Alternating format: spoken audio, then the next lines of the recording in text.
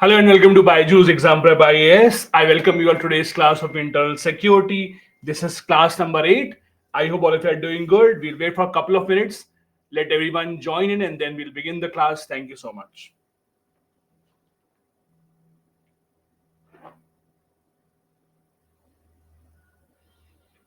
Good evening, good evening, good evening.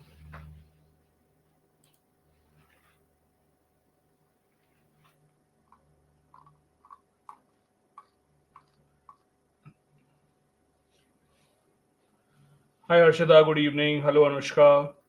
Hi Jiva. Hello Arnav. Hello Somu, Muni, Vivek. Hi Shweta, good evening. Hello Peetam. Hi Satyapal, good evening. Good evening Shreyank. Hi Pallavi. Hello Jagbandhu, Anil, Pablo. Good evening Shweta. Hi Kriti. Hello Ram. Good evening. Good evening Anil. Good evening. Good evening. Good evening everyone. Hello Pratibha, Gunjan, Vijay. Good evening. Good evening. Good evening guys. Hello Muskan, Vasundhara, Rupa. Good evening. Hello Radhika. Hello Madhu. Hi Ankush, Priyadashni. Good evening. Good evening. Good evening everyone.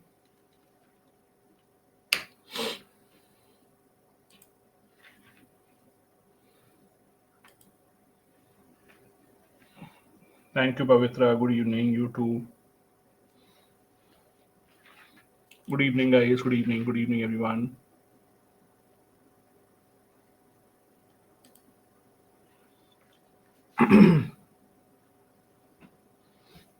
Hi Saksham. Hello Swadesh. Chavan. Hi Vaishnavi. Good evening. Good evening. Good evening guys. Shweta, not tomorrow. Day after tomorrow will be your last class. Day after tomorrow. Wednesday will be your last class, basically. Good evening, everyone. All right, then. I hope all of you are doing good. And I welcome you all to this class for today. I hope your preparation is also going right on track. We are now in class number 8 of internal security. This is the class where today we'll be discussing about two extremely important issues. Some of it we had discussed earlier as well. In some of the earlier classes also, we had discussed a bit about money laundering, we had discussed a bit about terrorist financing. We discussed in brief about FATF and some of the other things that the government of India and at the international level what has been happening. In today's class, we will be discussing in a great bit of detail about number one, FATF. What does it do? How is it trying to curtail finances or money going to the hands of the terrorists? Then, internally within India, what are the different types of laws that we have? For example, there is one law that keeps on coming in the news that we'll be discussing in detail, the PMLA, Prevention of Money Laundering Act. What does the government do about it? Inside of it, there is an agency that is a lot in the news, ED, Enforcement Directorate. So a bit of detail about Enforcement Directorate also. This is what we will be discussing in today's class. So let's begin without waiting any further. Now, all of you would have been very familiar with this phrase. You keep on hearing this time and time again, money laundering. Now, the idea of money laundering is, again, first of all, don't ask me how is it done. If I knew how money laundering is done, I would have been earning much more than what I am. But the simple idea of money laundering is money that you have gotten illegally, money that is unaccounted for, money on which you have not paid any taxes. When you try to convert that money into legal money, that is called money laundering.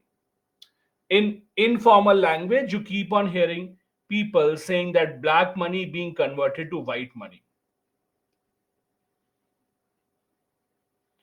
black money being converted to white money. All of that is, in simple terms, money laundering. So it's the same thing. When you launder your clothes, you are trying to clean them. Similarly, when you launder money, when you're into money laundering, you are just trying to clean the money. Let's take a very simple example. Let's assume that, let's take this example. Let's say I'm a builder. Now I have to sell you a flat and the rate of the flat, let's understand this. Let's say the rate of the flat is 1 crore rupees. I have to sell it to you. Now the government says, on top of this, give me 5% GST. The government says, give me 5% GST. So basically, if I include the GST, the price of the flat will be 1 crore 5 lakh, right? The buyer will pay this much money. This much money, out of this 5 lakh goes to government, only 1 crore comes to the seller. So what happens in this case, both the buyer and the seller want to save some money. So buyer and the seller make an arrangement. The arrangement is, I will give you in cash so that you don't have to tell the government will not know about this. I will give you in cash, it will be unaccounted for, there will be no trail of it. So the agreement is something like this, that let's do this. You give me 1 crore 2.5 lakh in cash. What happens in this case? Number one, the buyer who had to pay 1 crore 5 lakh, the buyer now has to pay 2.5 lakh lesser. So for the buyer, it's a good investment, it's a good deal, because you have to now buy the flat by paying 2.5 lakh lesser rupees. For the seller, on the other hand, the seller would also be happy, because the seller, instead of getting 1 crore rupees earlier, seller will get 1 crore 2.5 lakh rupees. Who loses in this process? The process basically means that the government loses out on the money. Neither the buyer loses out on the money, neither the seller loses out on the money. The only one who loses out on the money in between is the government in this case. This money, because it is unaccounted, there is no cash, there is no tax paid on it. It does not go into bank account, there is no written record of it, it's just a cash transfer. That entire amount, this amount, becomes black money or unaccounted money. So again, black money simply means money that you have earned in such a manner that you did not pay any taxes, money that you have earned in such a manner that it is unaccounted for. You did not give any kind of record for this. Now, people who work in these kind of areas, they have a lot of black money. You would have seen these news stories, government agencies raiding someone's house and office and getting cash of thousands of crore rupees. That cash amount of thousands of crores that is unaccounted for, that is black money. Again, in simple terms, black money is unaccounted money on which no taxes have been paid. Now, the person who has all this money, you cannot use a lot of cash, because today, if you, let's say, go and buy a car, most of the car showrooms will not really take this cash. They will say, if you have to buy a car, give us a check, give us a bank transfer, because we cannot take all this cash. So basically, using a large amount of cash to buy anything is not that easy. So what happens in this case, you usually try and convert that into white money. There are various ways in which you do that. This is called money laundering.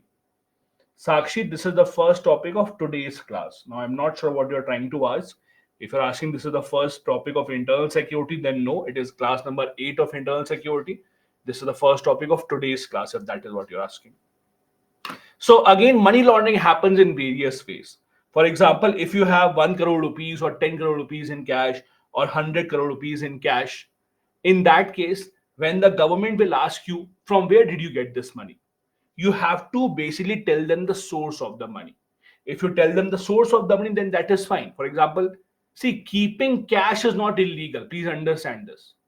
Keeping cash is not illegal. It's just that if you have so much cash, you have to justify, you have to tell the reason from where did you get this much money.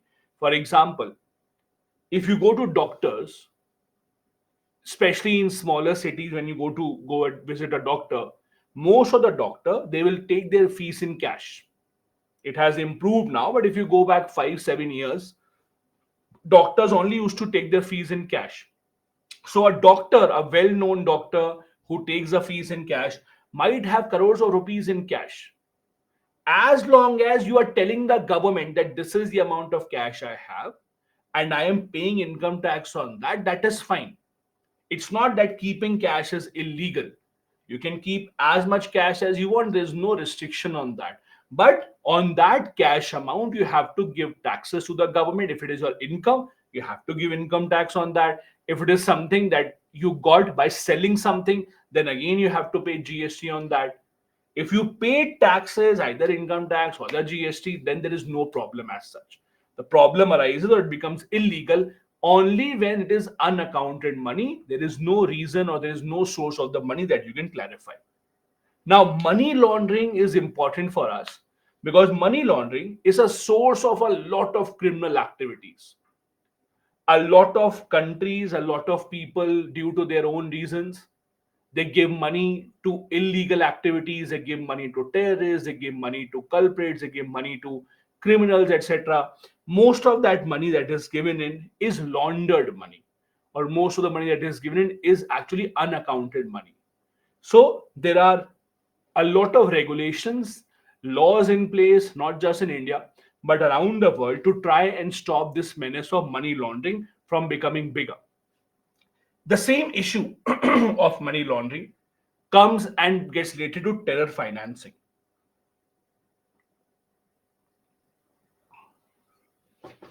Now, terrorists get their hands on money by a lot of different sources. We discussed this earlier as well. It depends on where the terror group is. It depends on what is their source of money. It depends on what kind of sources do they have. For example, we discussed earlier when it comes to Taliban, they may depend a lot on illegal drugs. When it comes to Naxals, they may depend on mineral mining.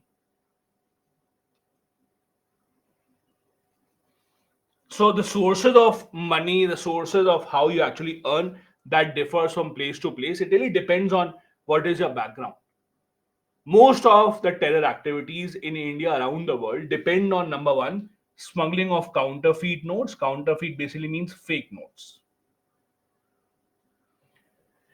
Year after year, the government of India usually finds out a lot of fake notes coming into India from Nepal, from Bangladesh, from Myanmar, from a lot of nearby countries, where whenever a new note comes in, there are people who engage in trying to get a counterfeit or a fake version of it.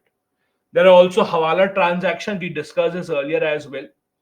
Hawala transaction basically means transferring huge amounts of cash from one country to the other country illegally. There is a limit on how much money you can take from India to outside. The RBI puts a limit on that. If you want to transfer, let's say, huge amounts of money, let's say in India, let's say some by some source, you have 500 crore rupees in cash. Using that cash, you want to buy something in Dubai, in Singapore, in Australia. You can't take all that cash out. So what do? You contact a Hawala agent. What does a Hawala agent do? The Hawala agent will take that money and his friend or his colleague will make sure that the money transfer happens in the other country. Now, how it happens, I don't know. Neither do you have to know about this. Now, Hawala, in fact, was a huge issue in India in 1990s. It was a huge issue in India in 1990s. Tell me this, in polity or in polity, or rather maybe in governance also, if you remember. Do you remember about Vineet Narayan case?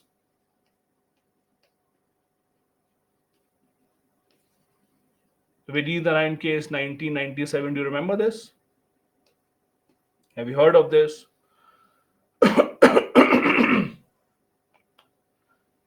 Those who attended the governance classes that I did, we discussed about this. Those who did not, okay. So most people do not know. So Vineet Narayan case is extremely important because this introduced a lot of reforms in CBI. This is also known as the Hawala case. So if you go back to 1990s, in 1990s there was a big Hawala scam that had come out in India. There were some industrialist businessmen called the Jan brothers, It was alleged that they were helping the politicians in transferring huge amounts of money from India to other countries. There were secret diaries that were found out. At that time, they did not have computers or internet, etc. So they maintained all their records in diaries. So apparently, the police found out their diaries, and in the diaries, there were names of a lot of very high-end politicians written. In fact, politicians from almost all political parties, be it the Congress, be it the BJP, all the big political parties of that time, the Janata Party, all of their names, politicians' names were written there. Very huge people were involved. So what happened was, because of all this pressure, apparently the CBI never took the investigation seriously. The CBI never took up the matter seriously. They took the case, but there was no investigation that was going on. So in that era, there was a person called Vineet Narayan. Now, who is Vineet Narayan? Vineet Narayan was an editor, or still is, editor of a newspaper called Kal Chakra. Kal Chakra used to be a newspaper. He was the editor of this newspaper. When he saw that no one is investigating the case, the CBI is not serious in taking up this case, he apparently investigated it personally. He took up the matter, he investigated as much as possible, and then he famously recorded his audio. He made an audio recording in a lot of cassettes, and then he tried to go to news channels, tried to ask them. It was not an era of the internet where he could just upload it everything for the public. So he had to go to news channel, but no one was ready to publish it because everyone was under political pressure. This, apparently, the problem was, in the end, no big politician was punished in the Hawala case, but that case became a landmark Supreme Court case in 1997, because that angered the Supreme Court so much, because Supreme Court said that the CBI was just not taking up the matter. In this Hawala case, the Supreme Court said that the CBI needs to change. Many important changes were ordered by the Supreme Court in this case for the CBI. For example, before this case, how was the CBI director appointed? Before this case, the Prime Minister would just give a name to the President, and the President would appoint that person as the CBI director. So whoever IPS officer was close to the government, whichever IPS officer the government used to like, the government would just appoint that person as the CBI director. In this case, the Supreme Court said this will not happen. The Supreme Court made a committee. Supreme Court said from now onward, Prime Minister, leader of opposition of the Lok Sabha, and the Chief Justice of India. These three people will come together and they will tell the President of India who to appoint. And this continues even today. Second change that the Supreme Court introduced mainly was the tenure. Supreme Court said CBI director should get at least 2 years of tenure. Supreme Court said CBI director should get at least 2 years of tenure, if not more. This should be the minimum tenure, because before this, the CBI directors were transferred randomly by the government. Whenever the CBI directors did not listen to the government, did not take up the case that the government wanted them to take up, they would just transfer them randomly. Thirdly, one other change that the Supreme Court ordered was that the CVC will supervise the working of, or supervise the investigations of CBI in corruption cases. It will supervise CBI investigation in corruption cases. Basically, it will look into whether or not corruption case and the investigation is going right on track or not. Is there something missing? Is there some other change that needs to be introduced? All these were the changes that the Supreme Court had ordered in the Vineet Narayan case of 1997 that exists even today. The judgment is valid even today.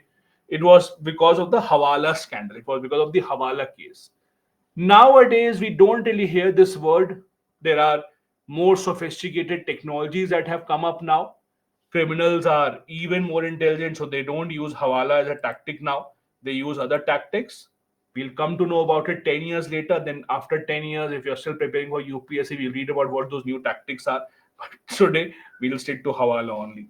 Then, the terrorists also depend on other things such as narcotics trade, as we discussed with case of Taliban, trafficking with Naxals and Taliban again, and other criminal activities to get all their money. Then they also look into fraudulent investments, meaning that they try to run some scams, trick people into investing money into some bogus scheme so that they can get their money. Basically, anything that they can try and become successful will become a source of terror financing.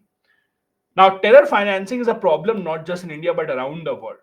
And we discussed this earlier as well in brief. Today, we'll go into a lot more detail. That the one body that has become very famous around the world, with our context as well, that is trying to curtail money going into evil hands is the FATF. FATF here is Financial Action Task Force. We discussed about this earlier as well. The Financial Action Task Force is an informal organization formed by the G7 in 1989 with one single purpose. The purpose was to make sure that money from the governments should not go into the hands of the terrorists. The money that the government controls, the money that the government earns, money that the government has taken as a loan from somewhere else, that should only be used for its intentional purposes. It should not directly go or indirectly go into the hands of the terrorists. That is the entire objective. It has its secretariat OECD. OECD basically is a group of the most developed countries in the world. So, if you would have heard of it, OECD basically are these group of nations that give a lot of money to developing countries, that give a lot of money to poor countries. OECD, it's Organization for Economic Cooperation and Development. If you want, I can write it here for you as well. Organization for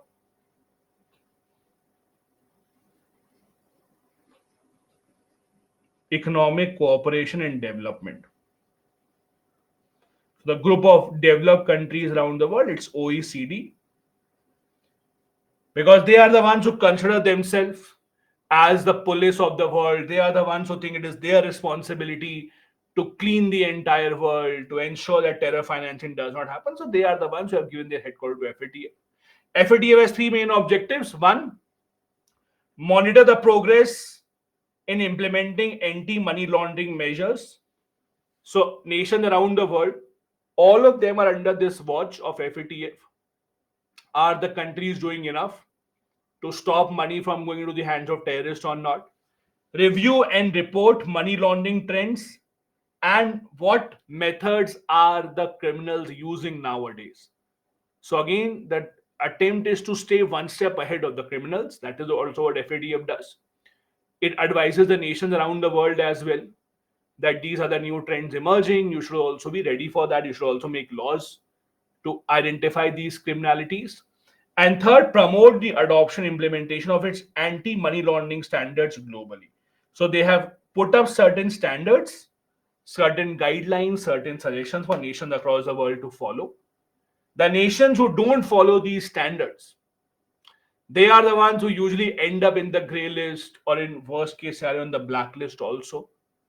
So this is what FATF does. Monitors the progress made by different nations, see the guidelines given by them, whether they have been followed or not. Also suggest to the government what are the new kind of challenges that they may face in the future.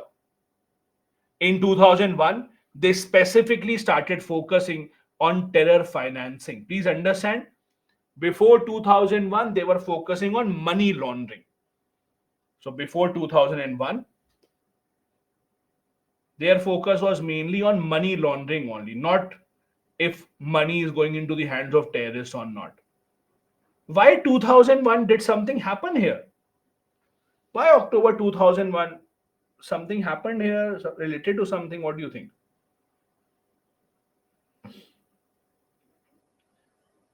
Jagbandhu, just 2 minutes ago, I told you what are the functions of FATF, but you're not listening. I just told you three functions of FATF.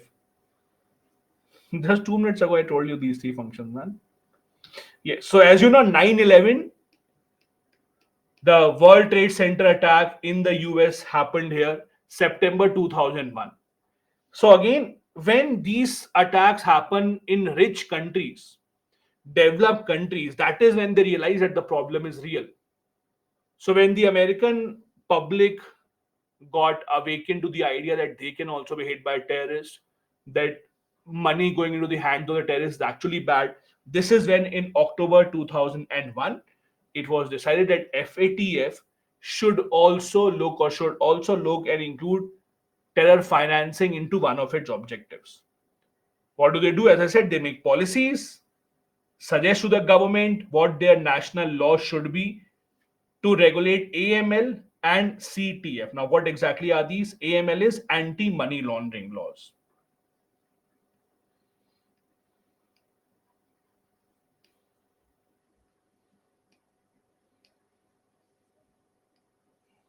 CTF is countering terror financing.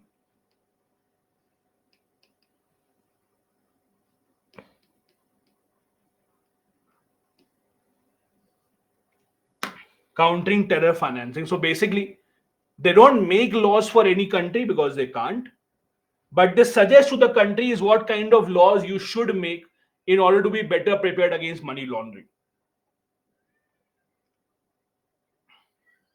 Right now, FATF has about 39 nations. India is one of them. India is a member of FATF. Also, please understand, the members are only 39, but the list that they prepare, the gray list and the black list that we'll just discuss, the list that they prepare, those lists can include any country. They are not just including their members in the list. Please understand this. Members are there that will discuss and debate what policies to be made, how should FATF work. That's what the members do. But the lists that are made, that is not just these 39. The list includes, for example, Pakistan is not a member of FATF. But Pakistan has been in the grey list for a very long time. It is not now, but it has been in the grey list for a long time. So please don't confuse this. The members are not the ones that are the ones in the list. Members are the ones that are making policies, making measures. They are the ones that evaluate every country around the world. They collaborate with other international bodies also, like World Bank, IMF, etc. See which country is getting how much money, where is the money being used or not, because the entire purpose of FATF is to keep a track of the money going into the country, money on which the government is getting its hands, and then where exactly is that money after going into the country. All the FATF members are supposed to do these things. So India also is a member of the FATF. As an FATF member, we are supposed to do these things. Number one, implement international conventions about terror financing, about money laundering. India has done those. I'll give you a couple of examples in a bit. All the countries that are FATF members, of 39 countries, all of them have to criminalize money laundering. So they have to make a law against money laundering. India has done that. We will discuss in a bit. We have a law called PMLA, Prevention of Money Laundering Act. The countries are supposed to confiscate all the money that is a source of money laundering. And they also have to be diligent in identifying, record keeping any suspicious transaction. These are obligations on only the member countries. The member countries, including India, all these 39 countries, they have to ensure that at least they are setting an example for the world, that we are keeping all these things in place. So you have to keep a track of all the suspicious activities, implement the money laundering law, make it a criminal offense to launder money. Also, every member is supposed to establish something called FIU. Every member country, including India, is supposed to establish FIU. What is FIU? FIU is Financial Intelligence Unit. India also has this. This is called FIU IND. So FIU India. This is, as the name suggests, it's a kind of an intelligence unit that collects all the information regarding suspicious transactions. So, for example, if some person in India has all of a sudden transferred a big amount of money to Pakistan, although it might have happened legally, there's no issue with that. You can legally transfer whatever money that you want. It's your money. You follow the rules. You can do that.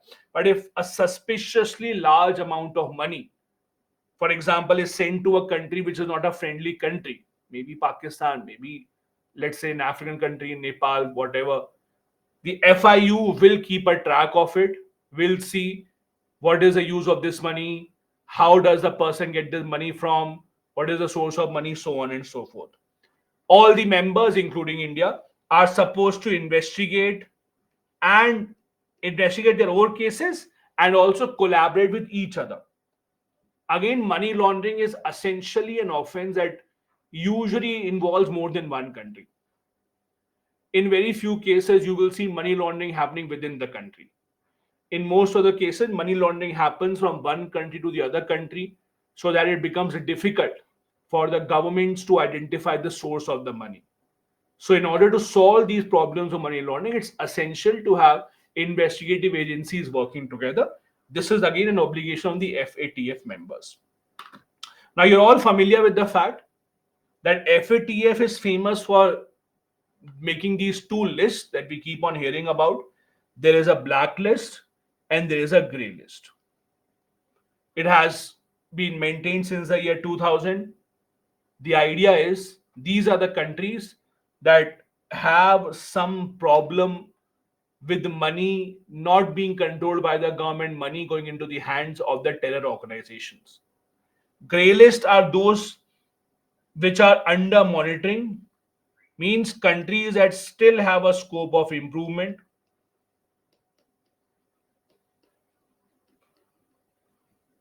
Nations which are not able to stop money going into the hands of the terrorists. So these are nations that are not able to stop the money into flowing into the hands of the terrorists. On the other hand, the blacklist are those countries which are intentionally giving money to terrorists.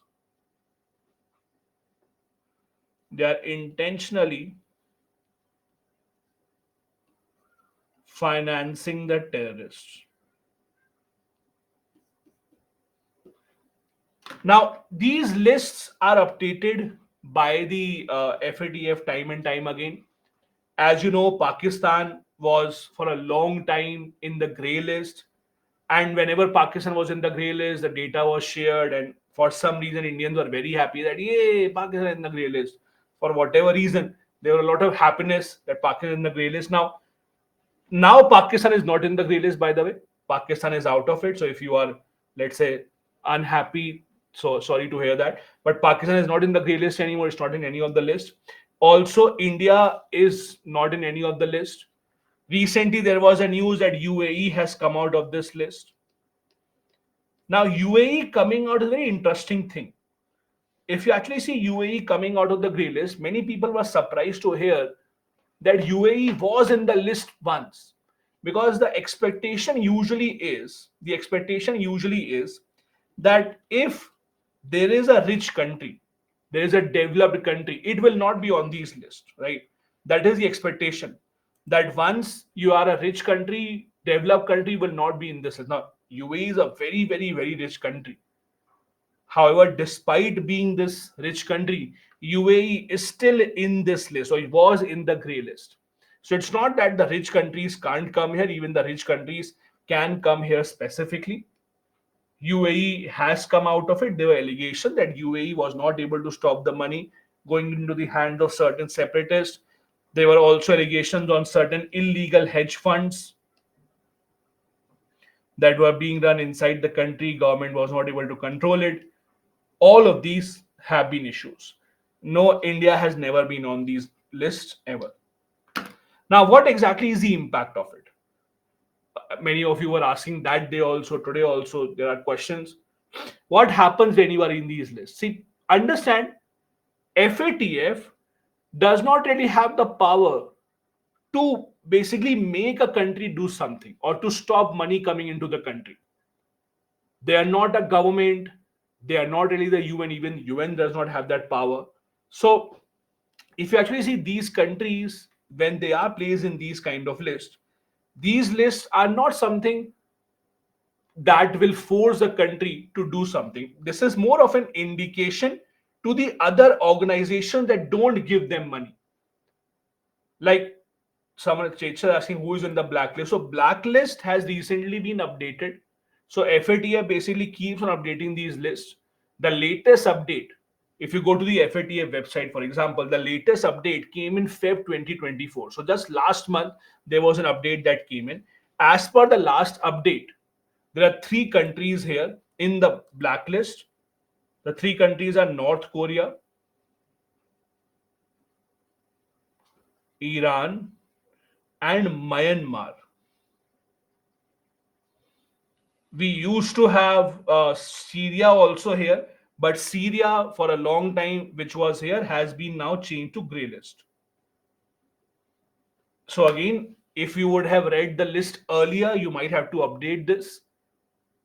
This is a very recent change in the list. It came just last month, Feb 2024. So it is extremely latest. If you go to website of FATF also, they will show you these are the only three countries right now that are in the blacklist. Again, if you look at the blacklist right now, countries that you expect there to be happening, Myanmar is in there because Myanmar is under the military rule right now, despite the democratic countries asking the Myanmar military to step back. They are not doing that. So Myanmar is a recent addition here. Iran openly supporting Hezbollah, openly supporting Hamas, Houthis. So there is no secret of them being there.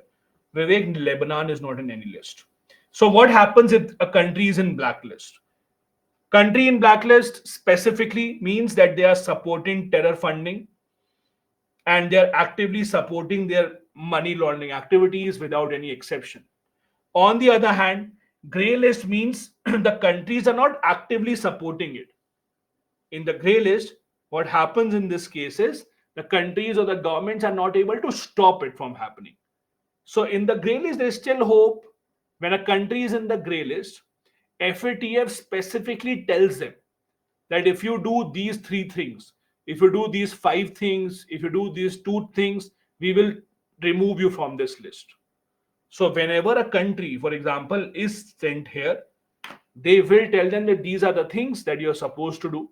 If you do these things, we will bring you out of that list. That is what usually happens. So Pakistan, UAE, for example, all of them have been told or were told that this is the reform that you have to introduce.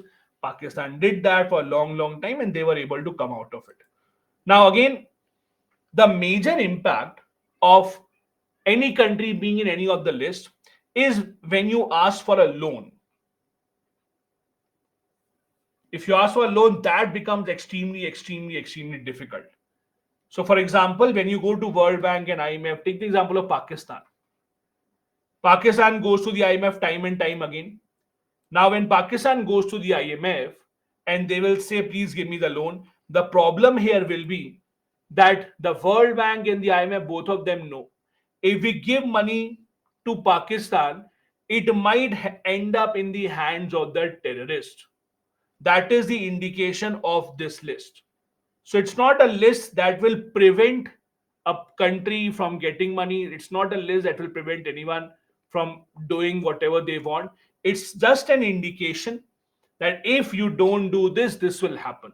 So it's just an indication that the countries or the international institutes that are giving them the money, they should be more careful. Their money might not come back because the money that they're giving in might reach into the hands of the terrorists very soon. Now, the curious case that most of us have been familiar with, and I discussed this earlier as well also, is the presence of Pakistan in the grey list. Please understand, as of today, Pakistan is not in the grey list of FATF. As of today, they're out of it. But Pakistan have been in this list for a very long time, on and off. They keep on coming there. And it won't be any surprise if they slip into this list once again. The reason that FATF says Pakistan should be in the list is that their anti-terror laws are still not up to the FATF standard. They are still not that strict. Also, they are not in line with some of the UN resolutions that criminalize terror financing. So the laws that Pakistan has for terror financing are not that strict. There are a lot of internationally wanted terrorists that are openly, freely roaming around in Pakistan.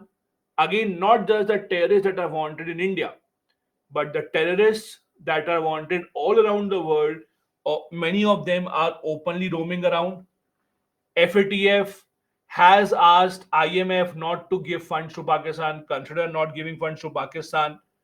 FATF also suggests to the other countries that you should have a travel ban, you should deny any weapon being given to Pakistan. But again, if a country wants to help, they will help. FATF is just a suggestion. For example, despite FATF saying that we should not give weapon access to Pakistan, China still openly supplies weapon to Pakistan.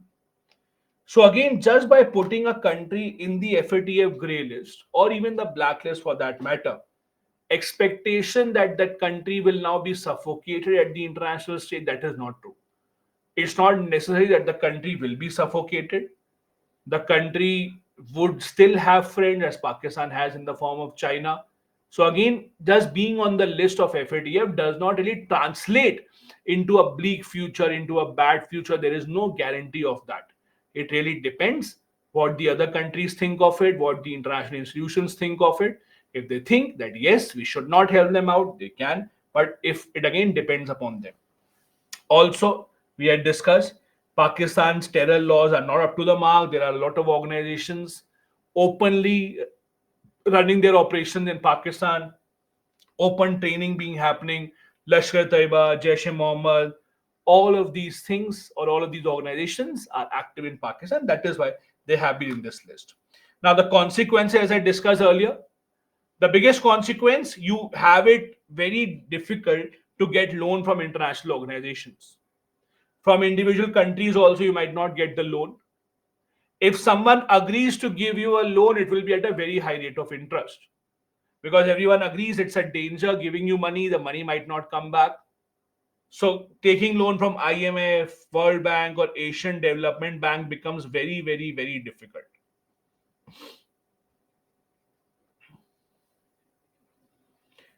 Countries might not want to trade with you. The countries might think that no, we do not feel safe because our money going into your country might go into the hands of the terrorists. The trade might reduce. Some good minded nations might also boycott you. But again, all of these are just possibilities. All of these are just possibilities.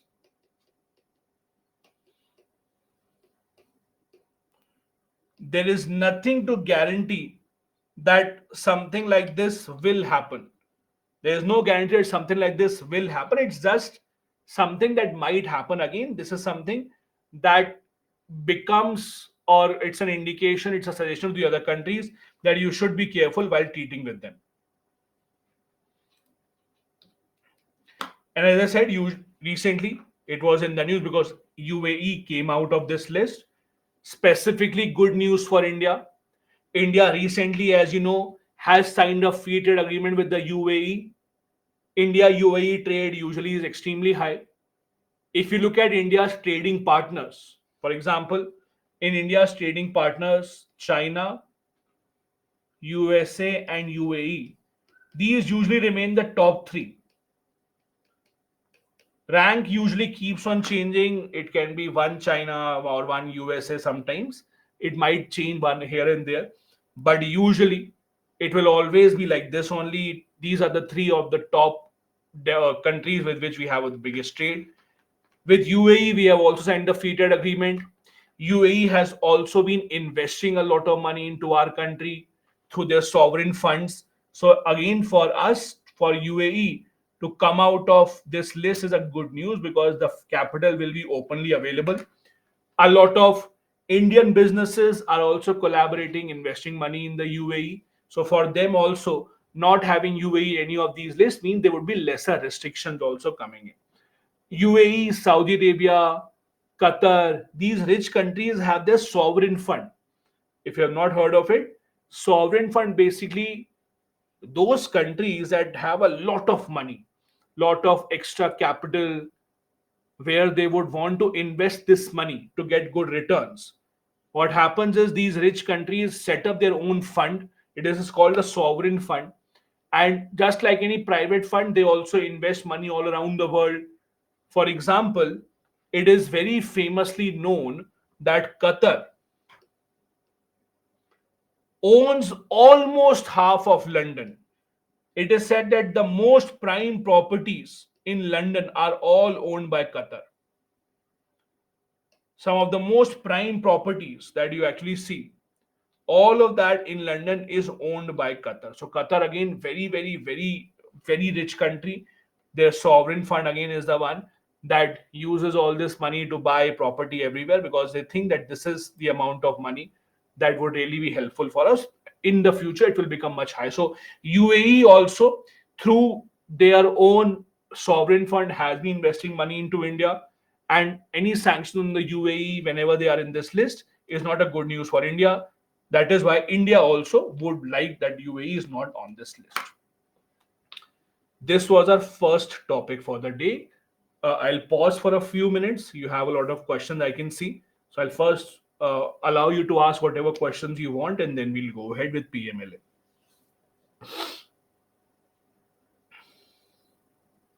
Garima, first point was it will be difficult to get loan from IMF, World Bank, etc. Vivek, JUD is a name of a terror group, that is Zamaat ul Dawa.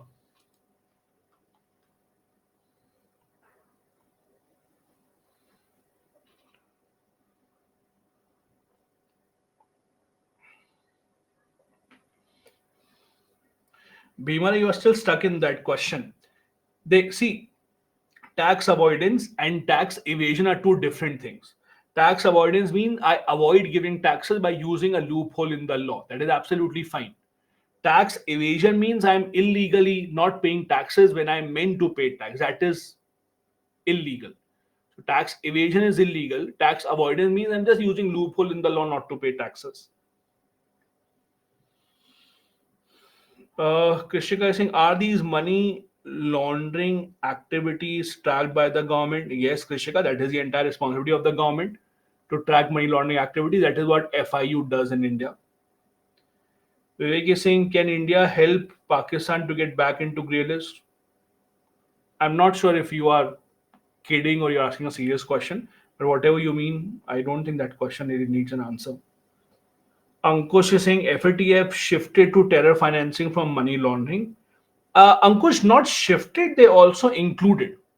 So FATF looks into terror financing and money laundering, and yes, both of these are connected. Pihu is saying, is there a fixed rate that World Bank can last provide to the country? No, no, no. Pihu, the interest rate at which the World Bank gives loans to the countries depends upon the country's economic status. The poorer the country, the easier or the lesser will be the rate of interest. So I don't know. So if you, I hope you have all read this in economics. There is nothing called World Bank. There is a World Bank group. You all know this, right? Um, so there is nothing called World Bank. There is actually World Bank group.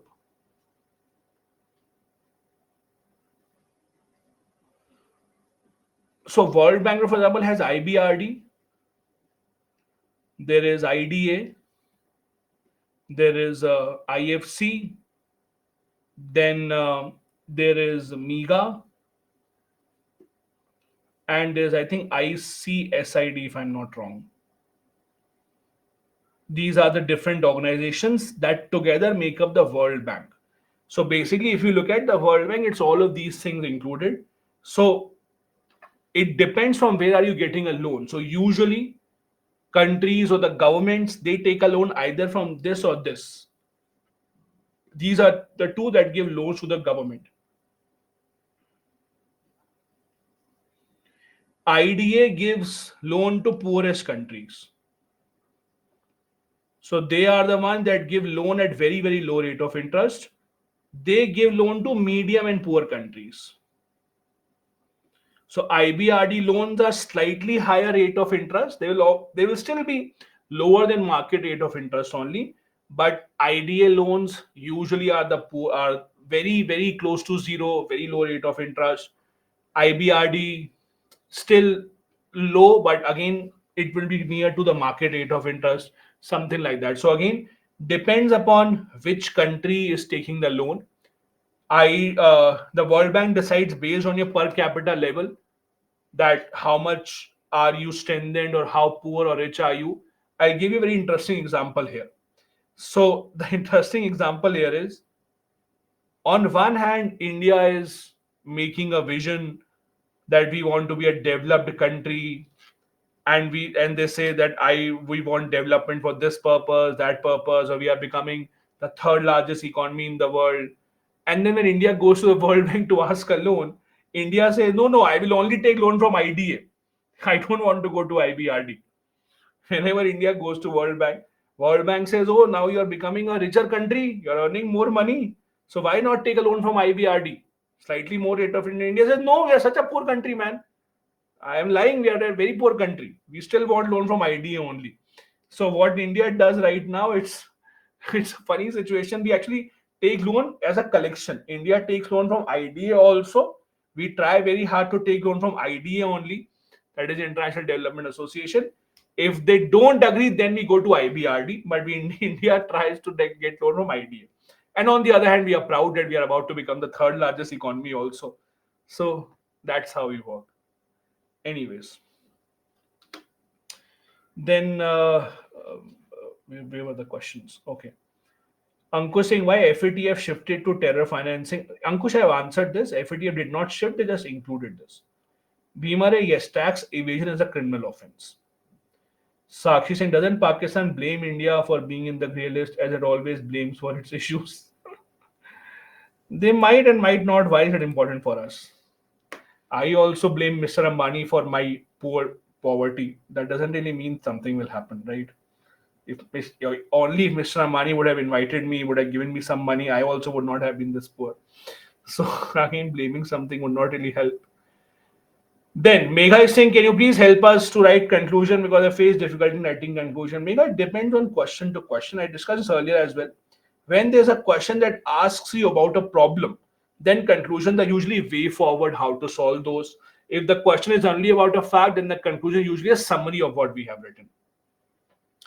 Then Gunjan is saying it means FATF says member countries PLMA. Yes, Gunjan, FATF says member countries have to make a money laundering law. Then I have a question, guys. I don't know how many how many more times I have to say this. You don't have to copy paste your questions, man. Don't worry. I have seen your question. Maybe I'm not answering your question because there are many other questions before you. So it will take time to come to your question, right? So even if you copy paste time and time again, I don't know what you're trying to achieve. I have a question, from whom does China, USA take a loan? It's not about from whom. Loans are taken for a specific purpose from specific organizations. You go to World Bank to take a loan for infrastructure development. You go to IMF to take a loan when you have a foreign currency crisis. So it depends on what kind of crisis do they have. IMF gives loans to all kind of countries because any country can have a foreign exchange crisis, rich or poor. World Bank usually give loans to poor countries only. Then I have a question. Pihu, what if any country did not pay back the money? Is there any step taken by the groups? It depends on agreement to agreement, Pihu. Whatever agreement that you sign, for example, if you sign an agreement with China, it says if you don't give back the loan, we'll take away your property. So it depends on agreement to agreement. Sakshi Singh, doesn't Pakistan blame India? Again, repeated question, guys. Please don't copy paste. It's you paste a question at 5:50, then again 5:53, then again 5:55.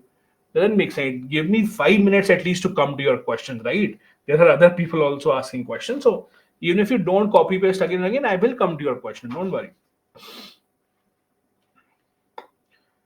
Sapna is saying, who decides in India how much loan should we take from IMF or World Bank? Sapna, when you have to take a loan from the bank, who decides? You decide, your neighbors decide, your teacher decides, who decides? You tell me the answer. Ankush saying, if a country once included in the grey list, can FATF completely avoid that country? Ankush, I'm not sure what do you mean by avoid that country. So I'm not sure what you're trying to say. Avoid that country means what exactly? Huh. Then Bhima is saying, why China helps Pakistan even though different ideology? Is this help because of angry on India? See, a couple of things. First, it's a topic of international relations, so let it be discussed in international relations rather than internal security. Why does China help Pakistan? Secondly, it's not a very small answer. Priyalo saying, who runs these banks? Where do they get their money from? Priyalo, there are different ways in which they get their money. IMF, for example, gets most of the money from countries' contribution. The countries contribute the money, and they are the ones who then basically distribute it to the other countries and then get it back. World Bank takes loans again from donations of the countries and something from the market as well. Sapna, the government alone, Sapna, how can the finance minister alone decide how much money do I want from the IMF? These are decisions that the government collectively takes. If you have to take a loan, you will sit with your family member, you will decide what loan do you want for what purpose, and then you take a loan, right? That is how the governments also work. Gunjan, I've already told you, the rate of interest is decided by the income level of that country, how rich or poor is it, and then they decide it. Okay, that is how it usually works. Guys, okay, these were the questions given to me. You can stop with the questions now. One quick thing here. One quick thing here. Without naming anyone, I'm not sure whether it is that you are in a hurry to type or whether you're not used to typing. But I would think 85 to 90% of the comments I get on the chat grammatically don't make any sense. So I'm not sure if it is something that you will do in the answers also, or is it just happening because you're typing very quickly. I really hope it is because you're typing very quickly and you're not thinking it is right or wrong. Because I'm worried in the sense that 85% of the chats that I see or the sentences I see being formed, they don't make any sense grammatically. I make sense out of them because I don't want to ignore the question just because it's not grammatically correct. But the examiner sitting in the examination hall, if the examiner see sentences formed in such a manner, it will not really leave a very good impression, trust me. So maybe this is happening because you're typing quickly and you don't want to lose out. I hope it is that. But if it is because you type or you write in this manner only, then you really have to work on this because that becomes a big problem. So again, if you're it's just because of the slip of tongue or typing too quickly, that is absolutely fine, no issues. Again, you are the best judge. I am not judging you on that, but it's just a suggestion from my end that if you also write in the same manner on a pen and a paper, then it will become problematic. So do work on basic sentence formation skills.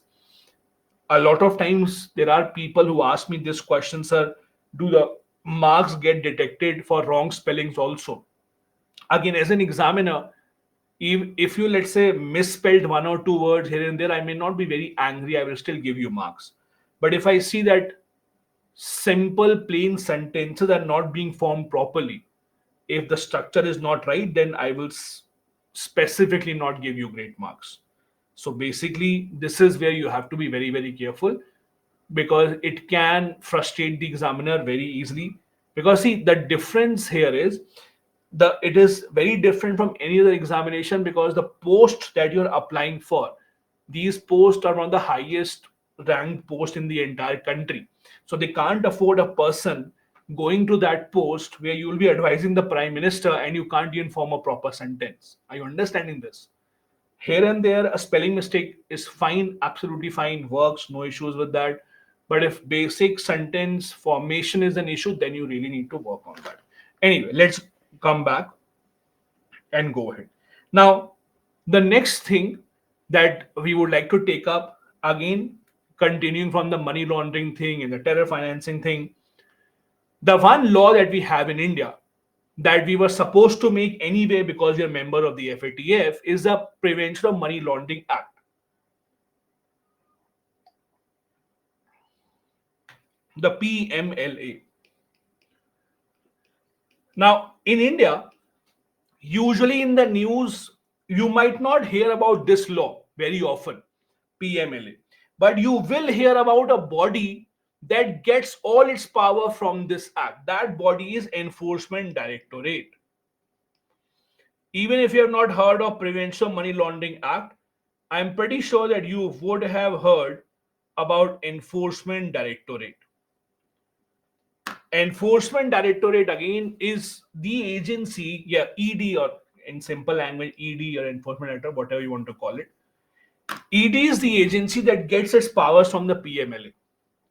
They are the ones who are the enforcing agency. They are the ones who will conduct raids, mostly on the opposition members. Their powers are written in the PMLA Act. Now, India was again bound to have this law because we are a member of the FATF. And as we just discussed, in FATF, it is written specifically for the members. The obligations are number one, to have a proper money laundering law, and also to have an agency called FIU. Remember, I just told you about this 10 minutes back. So India also made this agency called FIU, that is Financial Intelligence Unit. And Director Enforcement, this is the same ED only. So under this law, we have FIU that collects intelligence about money laundering, about transactions that are very big, transactions that might seem illegal. And the same law has created ED, or Enforcement Directorate, or Directorate of Enforcement, whatever you want to call it. It has a lot of powers. ED specifically has been given a lot of powers. Now, ED in itself is a very interesting body. And not just ED, prevention of money laundering as a topic has become very interesting in India. The interesting part is, while ED has existed since 2005, ED came into being in 2005, but the interesting part is, you will see, you hear a lot about ED now. The body has existed for about 19 years.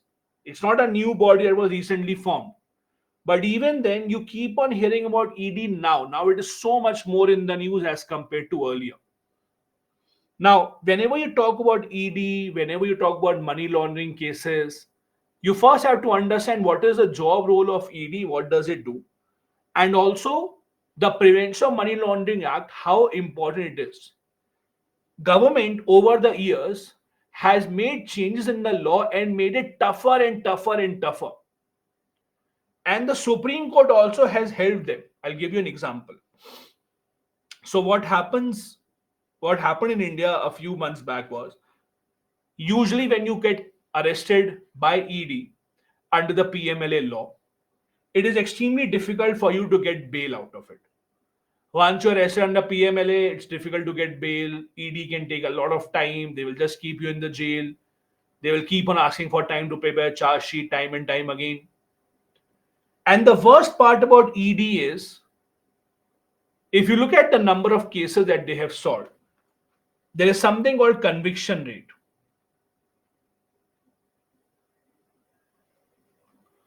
Conviction rate means, if you arrest 100 people, on how many of these were you able to prove that this person is guilty?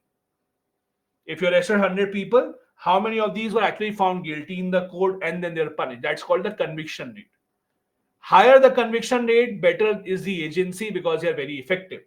For CBI, the conviction rate is more than 65%. It's actually touching 70 now, almost. For CBI, if they arrest 100 people, on over 65 people, they will be able to prove the case that yes, the person is guilty. On ED, this number is 2.5%. Only 2.5%. So if ED arrests 100 people, over 97 of them, they can't prove anything wrong. Imagine this. On 100 people arrested by the ED, on over 97%, no case is proven. That means that ED, rather than actually finding out something wrong or arresting the wrong people, it is more now being used as a tool for political harassment, for harassing people and keeping them in the prison for a long time. Because getting a bail is very, very difficult. Recently, there was a case in the Supreme Court. where the court was asked this only, that why is it that getting a bail in this law is so difficult? We should make it easier to get the bail. Everyone expected the Supreme Court will support the people who are against the ED, but no. Supreme Court went one step ahead. The Supreme Court recently in a case said that money laundering, money laundering, sorry guys,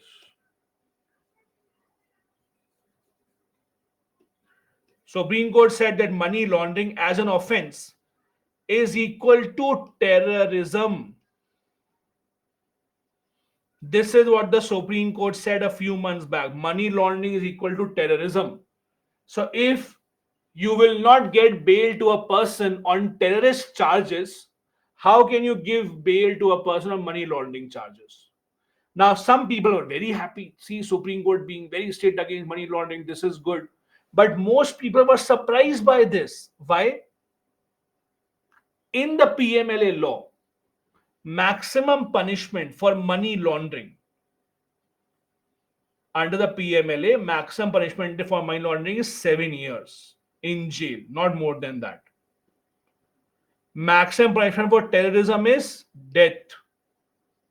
So, how can you compare these two things?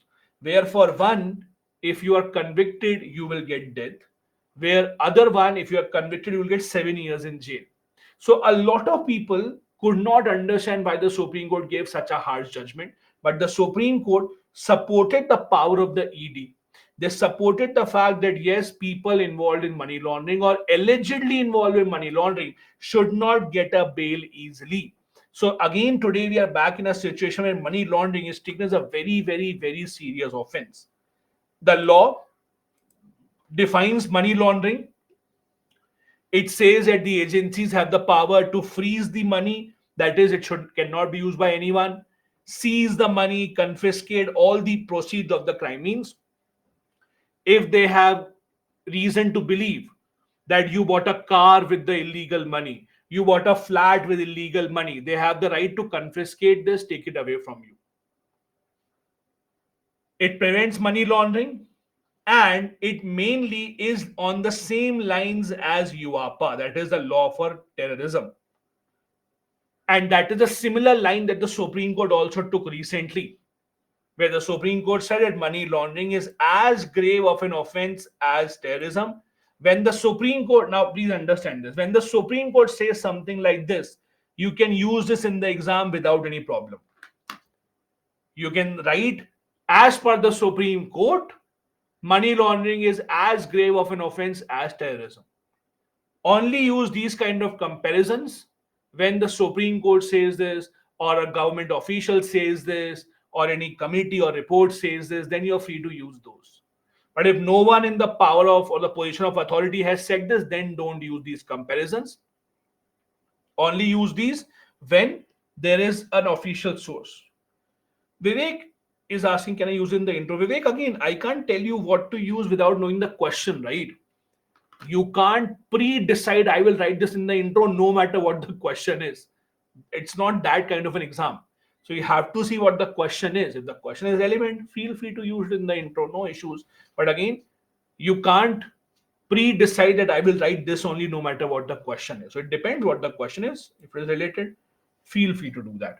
Now, apart from that, as I said, money laundering law has a lot of very important provisions. Let's look into those provisions. What does it say? Money Laundering Act or the Prevention of Money Laundering Act gets a lot of powers to ED to do a lot of these things. Now, let's look into this law. Why is it so difficult and what has been done with this law? First, the burden of proof. The burden of proof is on the accused. Means if the ED files a case against you that you did something wrong. Now, the court will assume, they will presume that yes, you are guilty. You have to prove where the money came from. Rather than ED proving that money came from something or some illegal source, ED has done the job just by filing a complaint. You now have to prove. So it's actually the opposite of innocent till proven guilty. You would have heard this line time and time again: innocent till proven guilty. Especially in the movies, you would have heard this line time and time again: you are innocent till proven guilty. This is actually the opposite of it. That once the ED says you are guilty, you are guilty. Now you have to prove that I'm not guilty. So the burden of proof is on you and not the ED. That makes a law very difficult. Very, very difficult. Second, appellate tribunal has been provided. You would have all heard about tribunals. If the ED files a case, you can appeal in the appellate tribunal.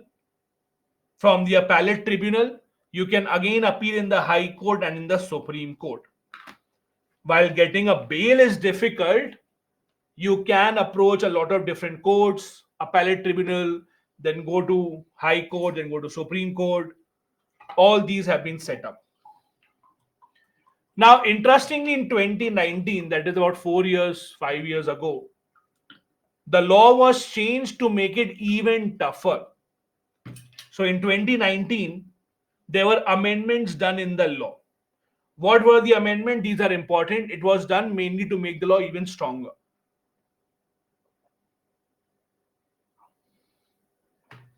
I'll just write it here. To make the law tougher. The amendments were made. First, money laundering will now be a stand-alone crime. Now, what do you mean by this? Before this, if you laundered money, that is, you basically converted your black money into white money, then what happened with that money? Was it used in a crime or not? If it was used, let's say, in terror or in something illegal, that was the main offense. Now, just by laundering of money, it will be an offense automatically. Just by laundering of money, it will be an offense. So earlier, the offense was that you had to commit a crime by that money.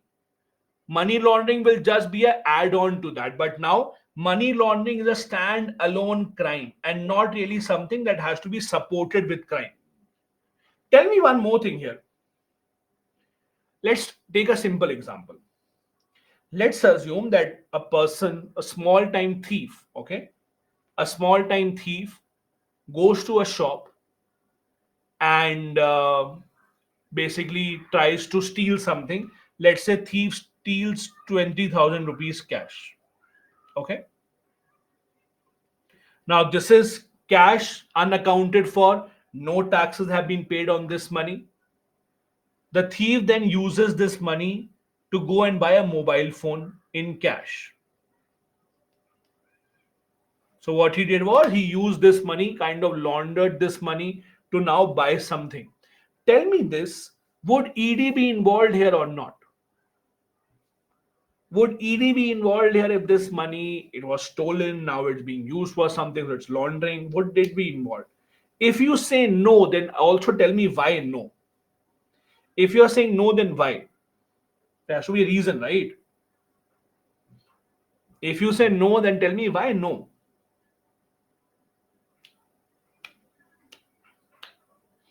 Still to get the correct answer, still not getting the proper correct answer.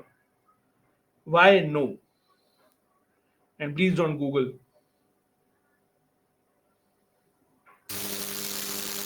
Okay. Paid GST. Jiva, but the source of the money was still illegal, right? Okay, I'll tell you what. I'll tell you. ED will not be involved. ED will not be involved. The simple reason is ED only gets involved on 1 crore amount or more. Involvement of ED will only be needed when there is 1 crore or more. There is a limit put to it. So any amount of money below 1 crore that you got illegally, that you got from wherever you want, that money, if it is less than 1 crore, ED would not get involved there. It's then in that case, it's a simple police case. It's not that below 1 crore, nothing will happen. It's still a crime. But if you actually go below 1 crore, then in that case, It is not an ED case, it's a police case. The police will go into it and not the ED. ED will only get involved when there is at least 1 crore rupees that is involved. Below 1 crore, no. Ankush, dear, you just said less amount of money. Less amount of money was not the answer. The answer was 1 crore. Because if you think less amount of money is the answer, then 50 people gave this answer. Okay? Then, apart from this, the other change that was made in 2019 is proceeds of the crime includes anything related to that money. Basically, proceeds of the crime means anything that has been bought by this money, anything that was indirectly bought by anyone, doesn't matter who owns this now. For example, let's take this example. Let's say a friend of yours through black money bought a car. Okay, you don't know this. He gifted the car to you because the friend loves you, or boyfriend or girlfriend, whatever, loved you so much, they gave the car to you. Even in that case, it will still be called proceeds of the crime and the car will be taken away. Doesn't matter who owns it, doesn't matter who does not own it. If the source of the money behind buying this was actually black money, illegal money, it will be taken away. Other changes that were made were about search and seizure and search of a person. Earlier, earlier in these two cases, first an FIR had to be filed. Only after an FIR was filed was the ED allowed to do these things. Again, earlier, if the ED had to search a premise, if ED had to search a person, in both these cases, first there had to be an FIR filed. Now, no FIR is needed for these two. Now, even without the FIR, the ED has the power to go and search a premise. The ED still has the power to go and search a person individually if they want to. There is no requirement now of FIR. So, again, with all these things, as you can see, the power of the ED has increased substantially. That they don't really have to go and get an FIR first. Whatever they want, they can go and seize, they can go and take over the property, they can go and search the person as well. This is what I said. The prerequisite of FIR has now been taken away for search and seizure. PMLA has now been made a cognizable and non bailable offense. I hope you are clear about these two words, cognizable, what is cognizable, what is non bailable. These two are important words. You would have read this in polity, I'm sure. Cognizable. I hope this is clear, right? Anyone who does not know what's cognizable and what's non bailable? Tell me this then. Does non bailable means you will not get a bail at all? What is non bailable? Does non bailable mean you will not get a bail? What does it mean?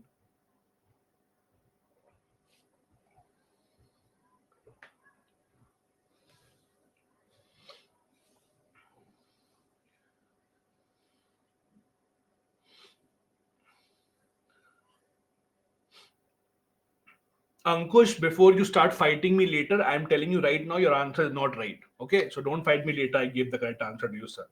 I'm telling you right now your answer is not right. Okay, Ankush? Okay.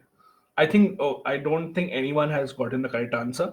Please understand this. Now, understand this. It is not that it's a heinous offense or whatever. Heinous offense is fine, but understand the difference. See, there are two types of offenses: bailable and non-bailable.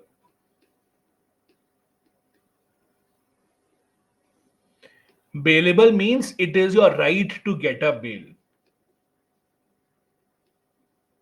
So if you have committed a bailable offense, when you're presented before the magistrate, it is your right to get the bail, meaning that the magistrate will ask you to submit 5, 6, 7 documents. If you submit those documents, you will get the bail. The bail cannot be denied to you. This is called bailable. where the bail will not be denied because it is your right to get the bail. You just have to get the documents in order, the document that have been asked for. Non-bailable means it is the discretion of the judge now.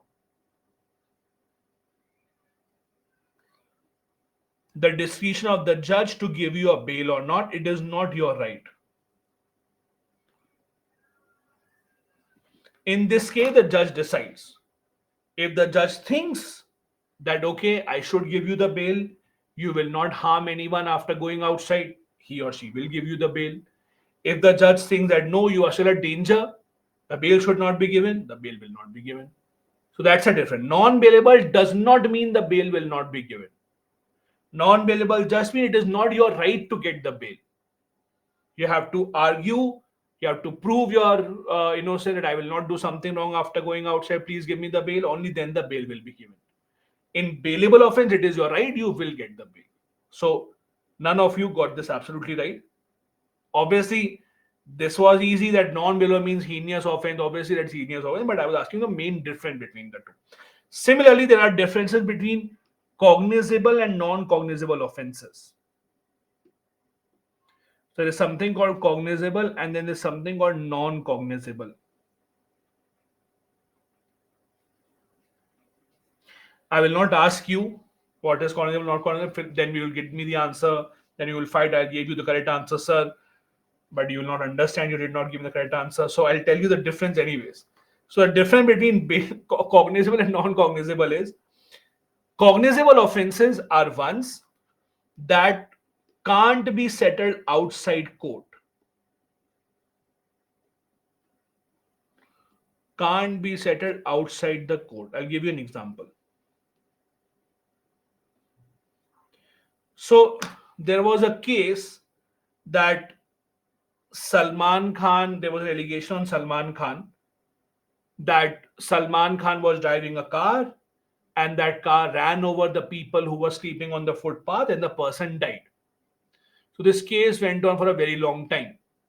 That Salman Khan was driving a car, that car killed a person who was sleeping on the footpath. Now, the question here is, if Mr. Salman Khan gives a lot of money to the family members of the person who has been killed, he gives them 10 crore rupees, 20 crore, whatever, he gives them a flat, he makes a movie on them, whatever. Can then the family members say that now we are happy, we are taking the case out of the court, we forgive him? No, they cannot, because it is a cognizable offense. Cognizable offenses are those offenses which are serious, which are offenses that cannot be settled outside the court. Two parties cannot come together and say, oh, I forgive you, okay, I'm sorry, okay, let's take the case back. That cannot happen in cognizable offenses. Cognizable offense means it has to be decided by the court only. It has to be decided by court only. It cannot be outside the court. It cannot be that, okay, now I'll decide. One person will forgive, other will accept. No, it has to be in the court. Non-cognizable are the ones that can be settled outside the court.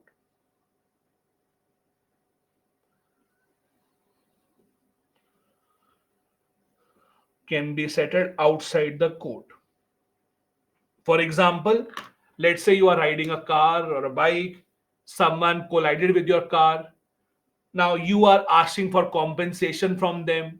You are saying that my car is damaged, give me 1 lakh rupees. The other person did not agree. It went to the court. Now the other person says, I'm sorry, I will give you 1 lakh rupees. Please withdraw the case. That case you can withdraw.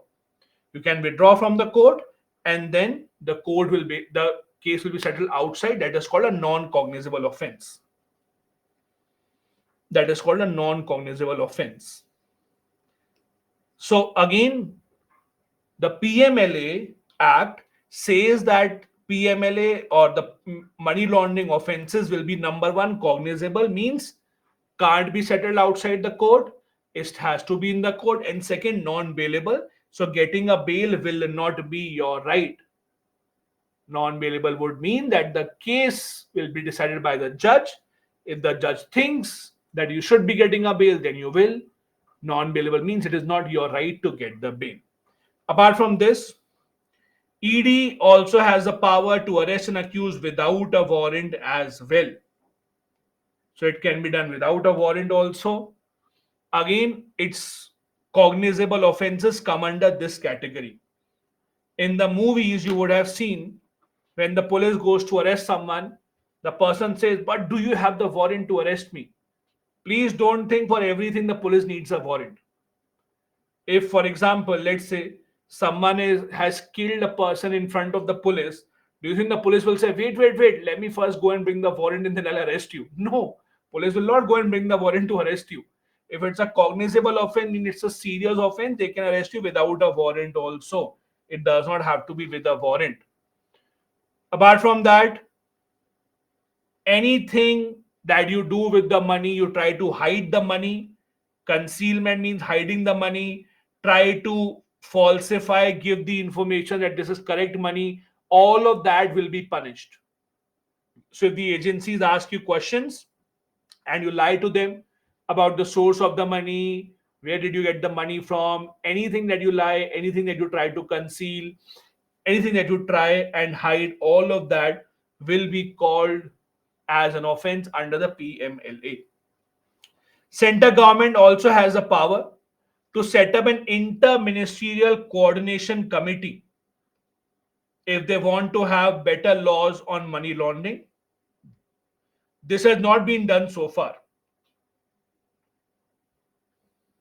This is not done so far because, as you can see, center has the power to do this. They have not done this so far.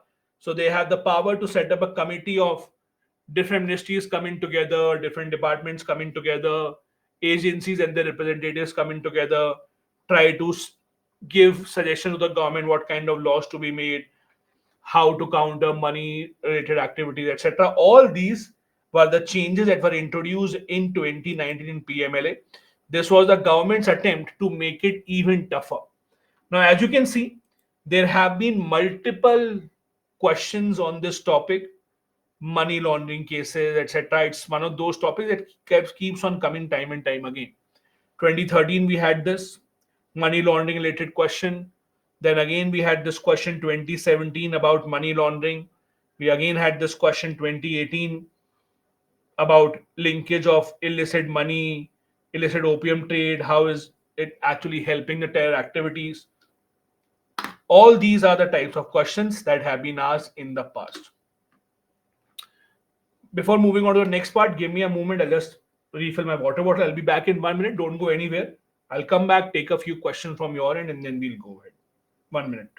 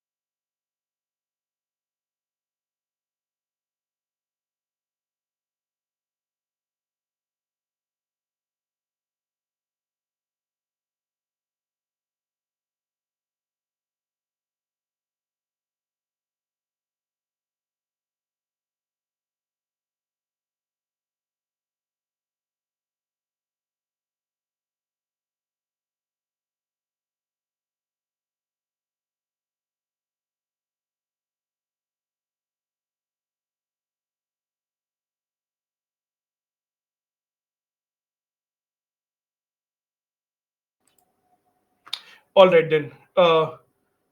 You can ask whatever questions you have relevant, and then we'll go ahead. Vivek, yeah, hawala is a type of money laundering only. Seizure means to seize something, to take control of.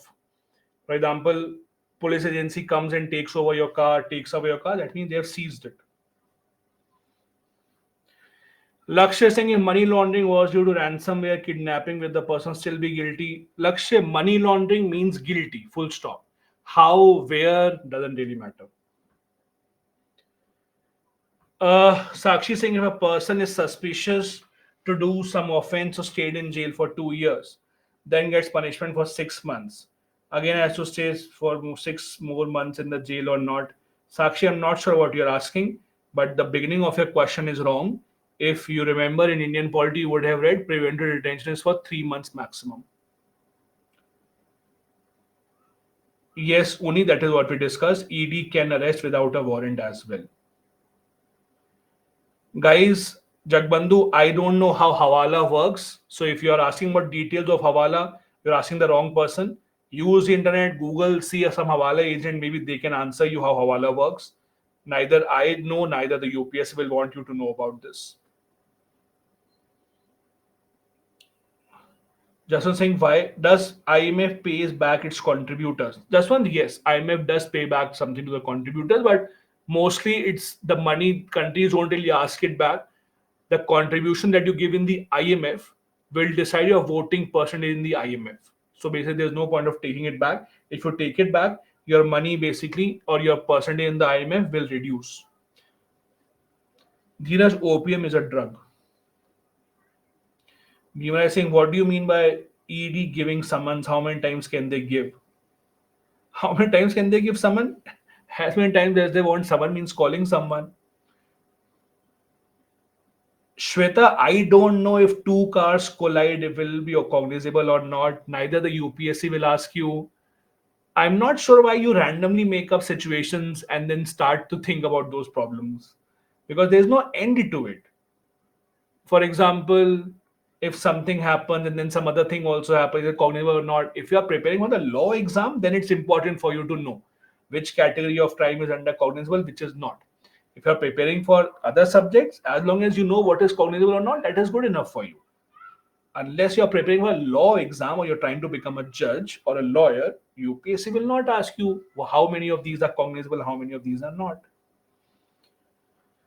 Sakshi, you just said person is arrested without committing a crime. That is prevented detention only. What else is that?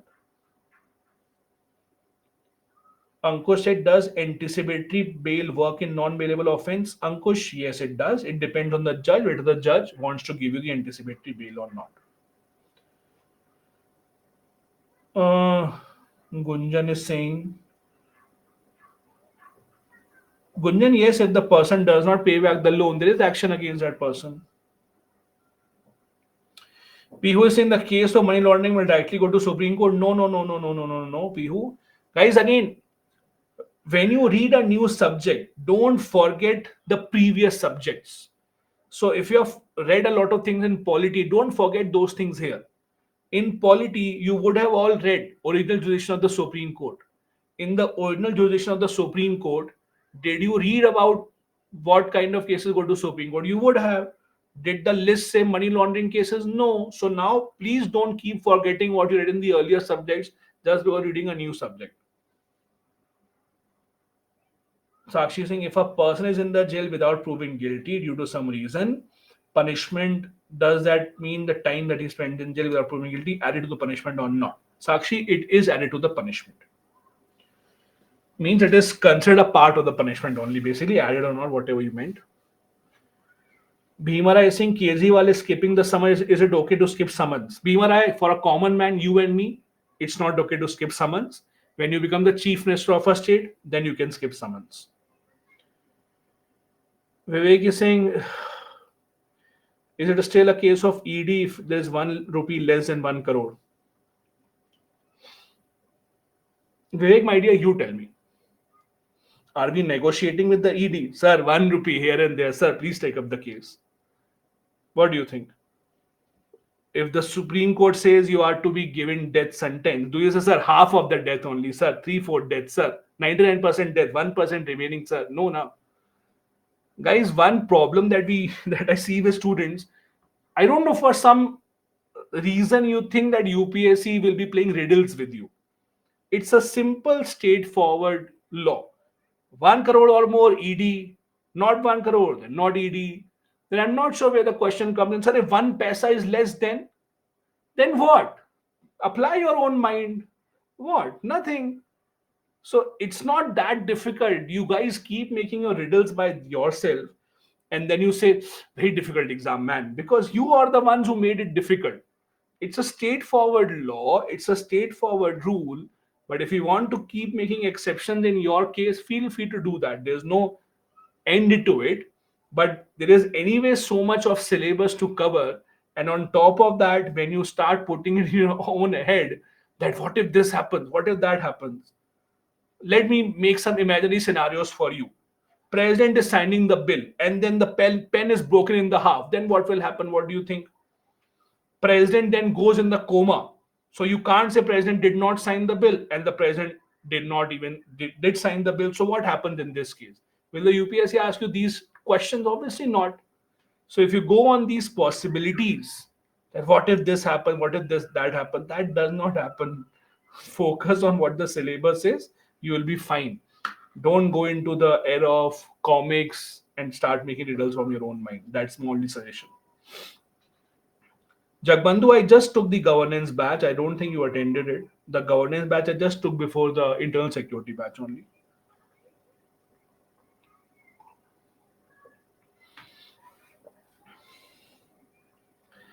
Uh, Jaswant is saying a teacher withdrew money from the school funds, spent it in gambling, gone bankrupt, is arrested. Suggest me a solution to help me get a bail. Jaswant, you're overestimating my intelligence. I am not a lawyer. I am not a lawyer. Tomorrow, if someone says, this friend of mine has cancer, tell me what to do. I don't know what to do, man. Go and contact a lawyer, please. That will be better for you. I am very glad to see that you overestimated my intelligence, but please put me down. I don't know how to get the bill. Go to a lawyer. Uh, okay. All right, then. Let's go ahead. The part that we just studied so far was mainly about, as we discussed, money laundering, terror financing, the laws that we have in place for that, the laws that at the international level are trying to do, what exactly is the FATF trying to do, the G7 as an initiative. Now, going ahead, the next part of internal security is on border management.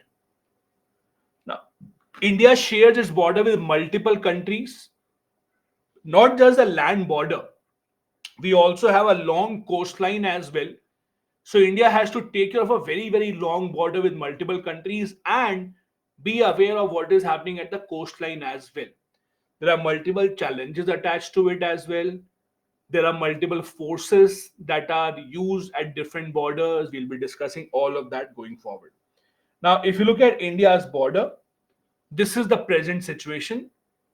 We are here considering all the official borders as given by the government of India. We are not taking into consideration any claim by Pakistan or China or any other country. Even with Afghanistan, the border that you see on the map, we are considering that as well, although it is not under our control.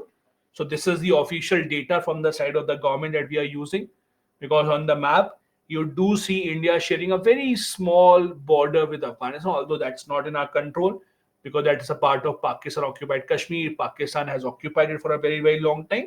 But for this purpose, we are assuming all these to be true. Now, if you see here, the one interesting thing that I would want all of you to remember is, if you see with which countries do we share our longest border. For those who don't know, the first assumption that comes in our mind is maybe Pakistan, because we have so many issues at the Pakistan border. So the first assumption mainly goes to Pakistan. And then the second assumption goes, if not Pakistan, then maybe China. But the truth is, the largest border is with Bangladesh, number one. Number two is China. Then there is Pakistan, and then there's Nepal. Try and remember this as well. Try and remember this. That will be better for you. The top four in that order: Bangladesh, then there's China, then there's Pakistan, and then there's Nepal. These are the countries with which we share the longest border. Now, if you again look at the borders that we have, again, I'm telling you, we are taking all the official borders as the government of India wants us to draw the map rather than looking into the present situation. Some of these are areas that are illegally occupied by other countries, like China has occupied a big part here. This is called the Aksai Chin.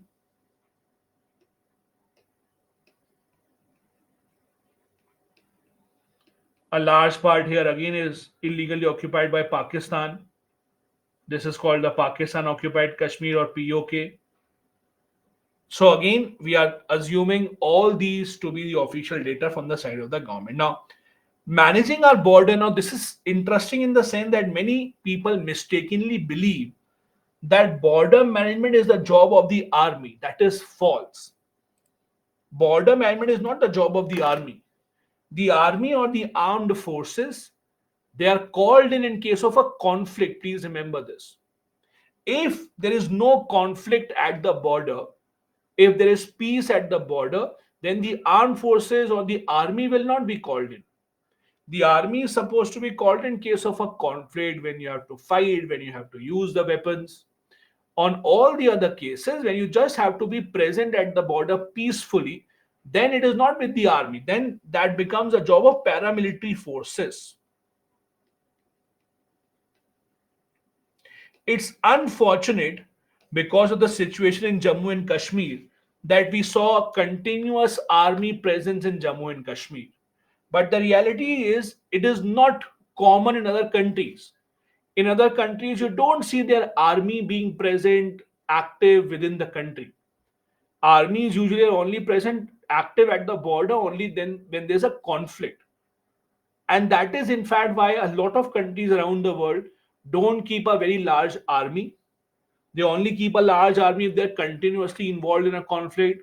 US has a large army, China has a large army because they are continuously involved in some conflict or the other. Most of the countries keep a small army, and whenever required, they will call in more people. So they keep them as reserve. In case of India, also because of the active border, we have a huge army, but the government is now trying to control, reduce the size, as we discussed the other day also with the Agniveer. Anyways, so border management basically is a responsibility of the Home Ministry. When the conflict begins, it is then that the Defense Ministry takes up. So Defense Ministry will only come in when there's a conflict, when there is some fighting that starts. If it's just a peaceful border, then it is a responsibility of the Home Ministry only. And the borders are not just about protecting and making sure there is no fighting. Borders are also to make sure there is proper trade and commerce. A lot of trade and commerce happens through this border, not just land but water. Most of the international trade happens through water only. So to maintain that and security of that is also responsibility of the government. At the border, the government tries to make sure that there are systems in place. If there is any hostile element that comes in, that we are prepared from the side. So one, there is presence of the paramilitary forces in order to ensure that the proper trade happens without any disruptions. On the other hand, they also make sure that in case there is an untoward incident, they are there to tackle that threat as well. Now, border management, as I said, it is the responsibility mainly because a lot of things can happen at the border. Illegal immigration, trade, flow of intelligence, etc. All of that happens at the border. And that is why we have special forces that are designed to handle what is happening at the border. When you get some time, again, not before the prelims exam, but whenever you get some time, if you watch online series on Hotstar, there's a very good documentary on BSF. It's called India's First Line of Defense, BSF. India's First Line of Defense. It's a It's called BSF. It's a great documentary on Hotstar. It talks about how the BSF works, the responsibility of the BSF, how they are trained, etc. BSF is one of the many forces that are used by the Home Ministry as a paramilitary force to deploy in all these areas. The Home Ministry has two departments to look into border management. It is called Border Management Division 1. It's a part of the department. And the second part is Border Management Division number 2. So there are two divisions mainly to look into different aspects of it. First, Division 1 looks into management of international border. So Division 1 basically would be about posting of the troops,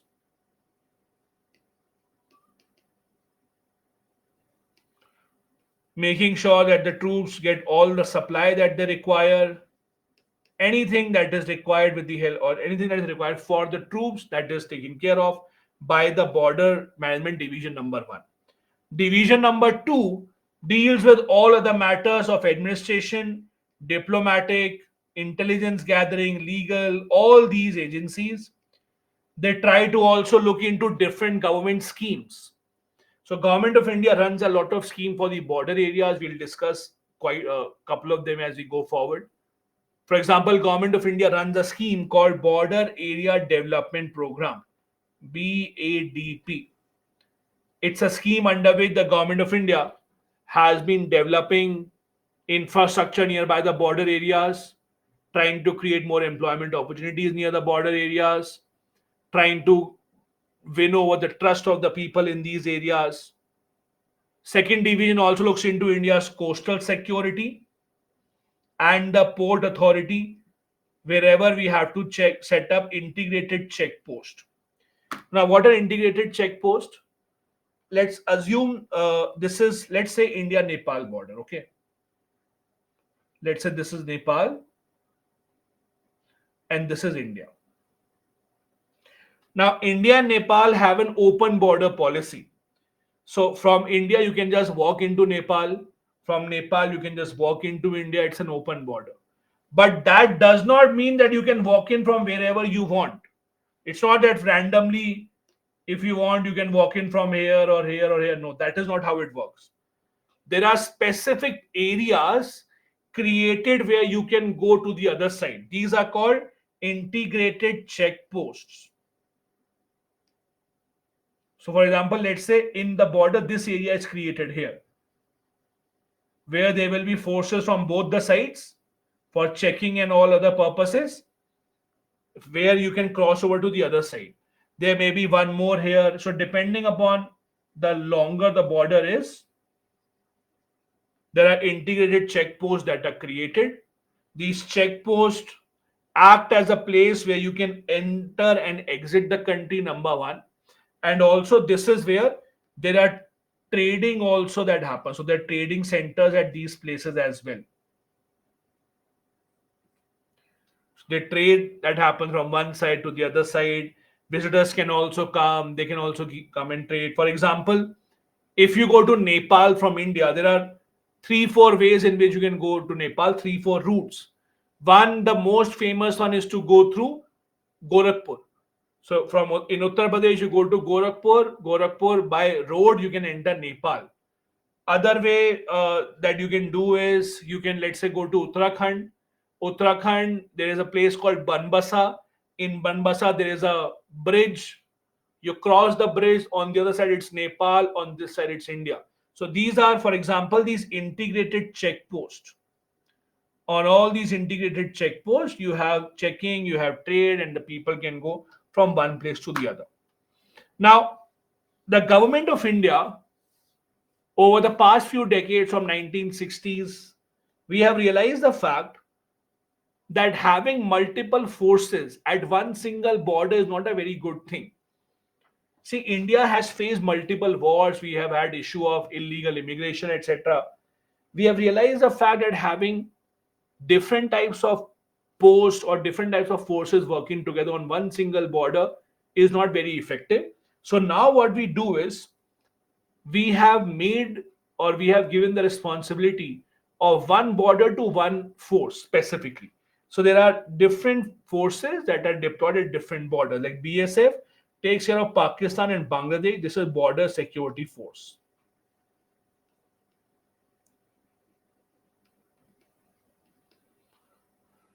For Nepal and Bhutan, we have SSB, that is called Sashastra Seema Bal.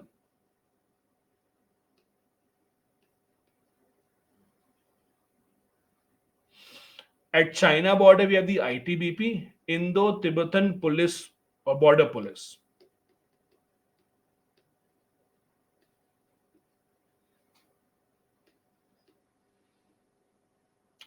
Myanmar border, we have the Assam Rifles. Maritime border are mainly handled by the Navy and the Indian Coast Guard. As you can see here, in this list, you don't find Afghanistan, although officially we do share a border with Afghanistan.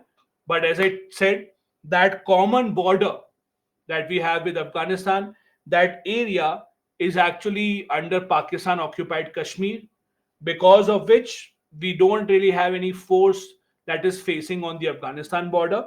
For all the other border, we have these forces.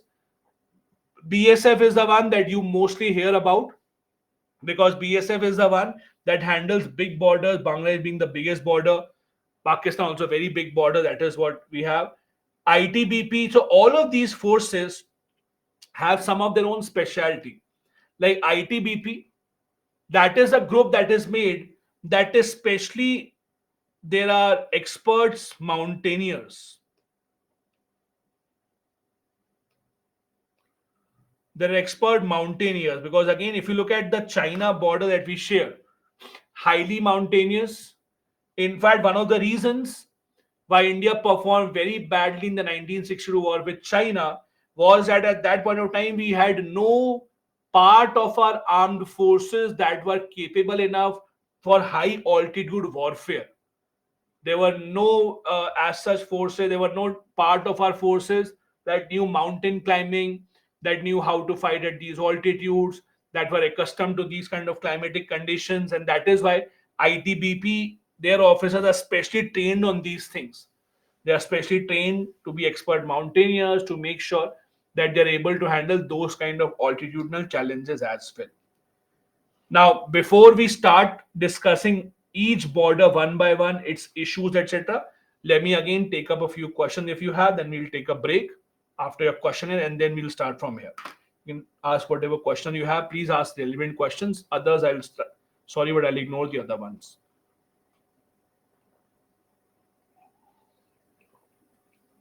Really, we have different border forces because, again, it's not good to stretch all of them too much.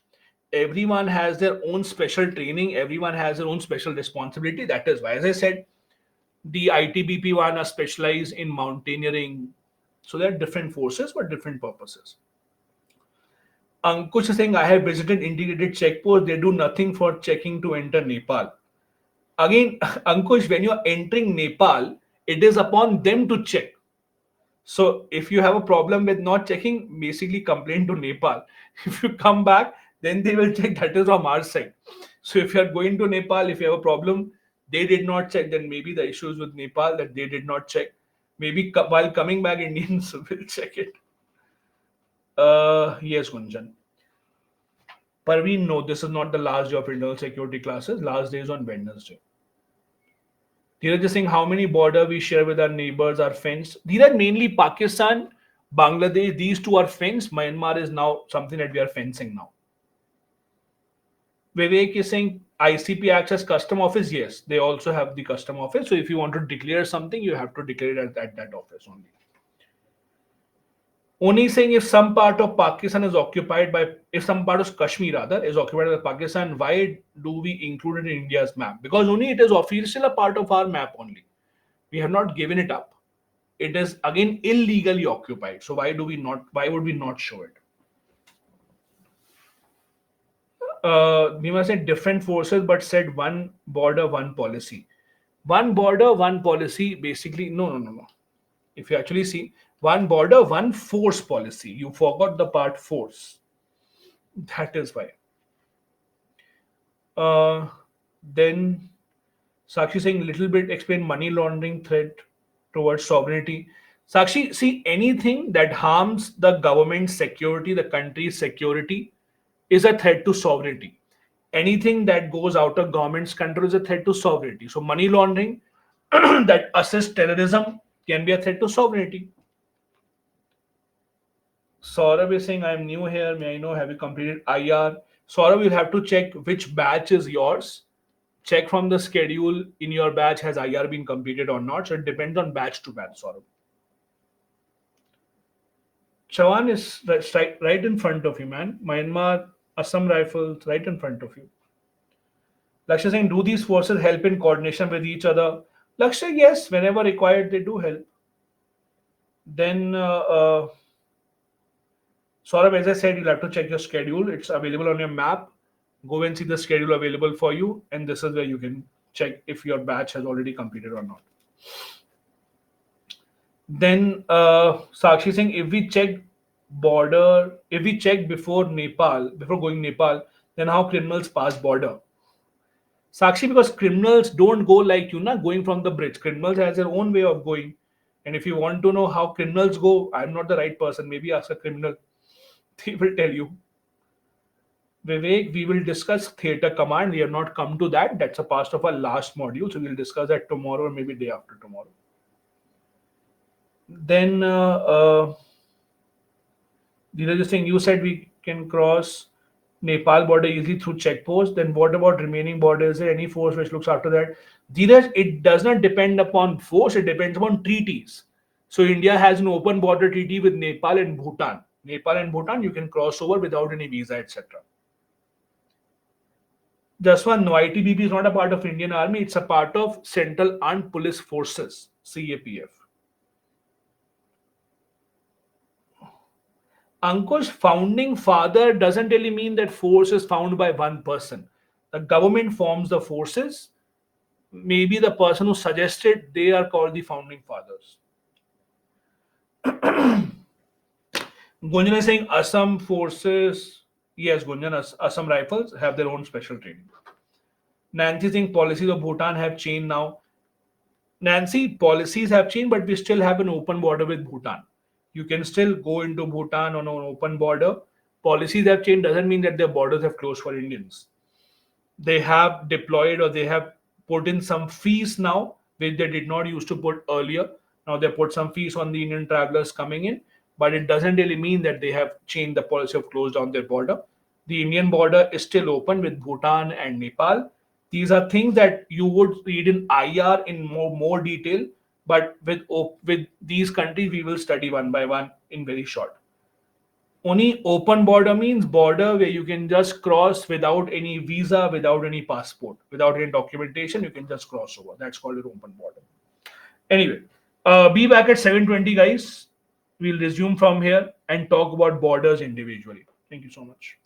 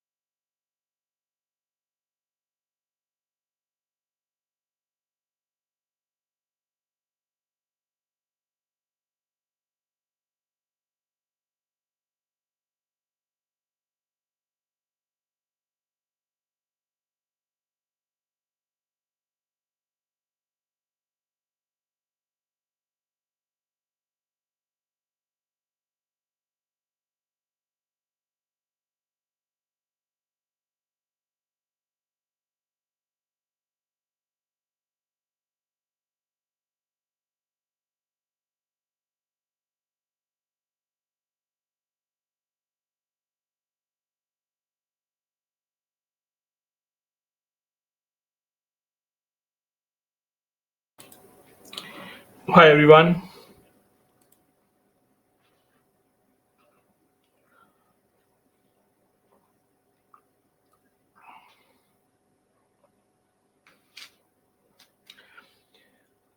Bhimare, I think you're not able to understand this. One border, one force policy means in the entire India Pakistan border, there will be only one force, only BSF. In the entire India China border, there will be only one force. In the entire India Myanmar border, there will be only one force. That is what is meant by one border, one force policy. It doesn't mean one force for all the borders. Then it would have been all borders, one force. Are you able to understand now? One border, one force means for one border, there will be only one force and not more than one. Okay. One last question before we go ahead that was asked. Megha is saying in non cognizable offense, can a police officer be arrested by any person without warrant? Non cognizable, no. Okay, I'll think we'll go ahead then. Pavitra, please ask a relevant question. That will be better. If you have random questions, go ahead and Google it. So it would be better if you ask relevant questions here. That would be better. Okay. Anyways, let's go ahead then. Vivek, dear, I Vivek, dear, what did I say? India Pakistan border BSF. Full stop. So now where that border is doesn't matter, right? So even if you divide that between different states, it doesn't matter. India Pakistan border BSF, right? So if that border is in Punjab, doesn't matter. That border is in Jammu Kashmir, doesn't matter. That border is anywhere, does not matter. The forces are not divided with respect to different states. They are divided with respect to which country is it on the other side of the border. I hope that is clear. Anyways, now, if you look at India-Pakistan border, we'll take a very brief account of every border one by one. We are not going to go into detail of issues between the two sides, that is international relations. We are not going to be discussing India-Pakistan disputes or India-Pakistan wars or India-China borders, India-China wars, etc. We are just going to go into brief of the borders that we have and the brief issues that we see on the border, mainly from the point of view of the internal security. So Pakistan, as you know, shares a border with multiple states. Let me show you a map first. So you can see this map. From Pakistan side, there are multiple Indian states that share a border. You can start here. There's Gujarat, there's Rajasthan, there is Punjab, there's Jammu Kashmir, now there's Ladakh as well. All of these have this common border with Pakistan. Now, if you look at the India-Pakistan border, on this side, India shares again two types of boundaries with Pakistan. Two type of boundary means one is settled, means no dispute, and the other is unsettled, disputed. The one that is settled, that is called international border. So international border or the settled border is that both India and Pakistan, both of them have accepted that this is our border and we are fine with this. So for example, if you look here, most of the border basically till Jammu and Kashmir. So if you basically make a line here, so this border till it reaches a point basically Jammu and Kashmir somewhere here till this place. This is an international border. And again, when we say international border, that means both the sides accept this, that yes, this is the border, there is no dispute. Then the other side, which is disputed, that is called LOC, the line of control. LOC is the border which is about 700 kilometers long. This is the border where we have issues. This is the border where Pakistan does not agree to this. They say, no, this should be our area. India obviously says that this should not be their area. The intrusion that we see from the side of Pakistan, the people illegally coming in from Pakistan, the terrorists coming in from the side of Pakistan, all of that happens at this LOC area. Usually, you do not see issues at the international border because that is settled. Now, Just because it is settled does not mean that we have not had issues here. I'll give you an example. In fact, I'll give you two examples here. First example I'll give you of Lal Bahadur Shastri.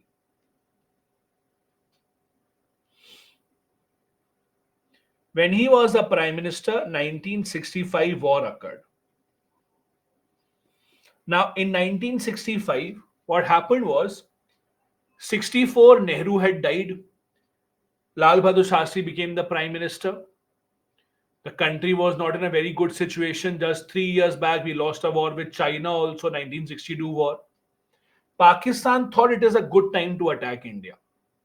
So Pakistan basically attacked India 1965, and they were in a better position. They were more powerful. They had US, UK's having giving them weapons, etc. So Pakistan basically attacked here. They thought that they will be able to take Kashmir. Now, what happened in this case was Lal Bahadur Shastri, who was the prime minister, he gave an order to the army that you should launch an attack here towards Punjab. Over here, you should launch an attack.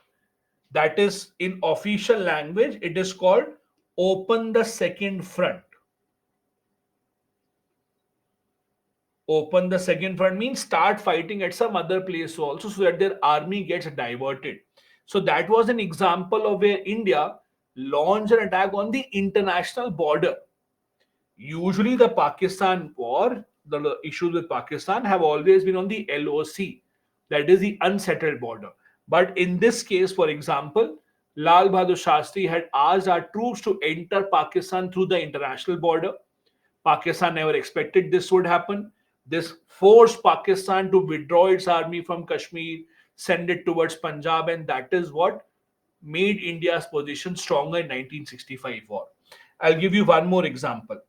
This time when Vajpayee was the prime minister.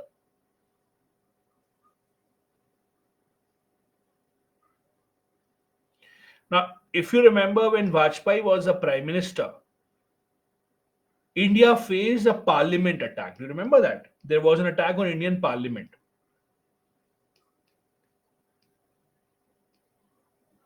Now, when this Indian parliament attack happened, there were some terrorists that had entered the parliament complex. They were not able to enter the parliament house where the MPs sit, but they were able to enter the parliament complex. And in the parliament complex, basically, there was an ambulance that had come in.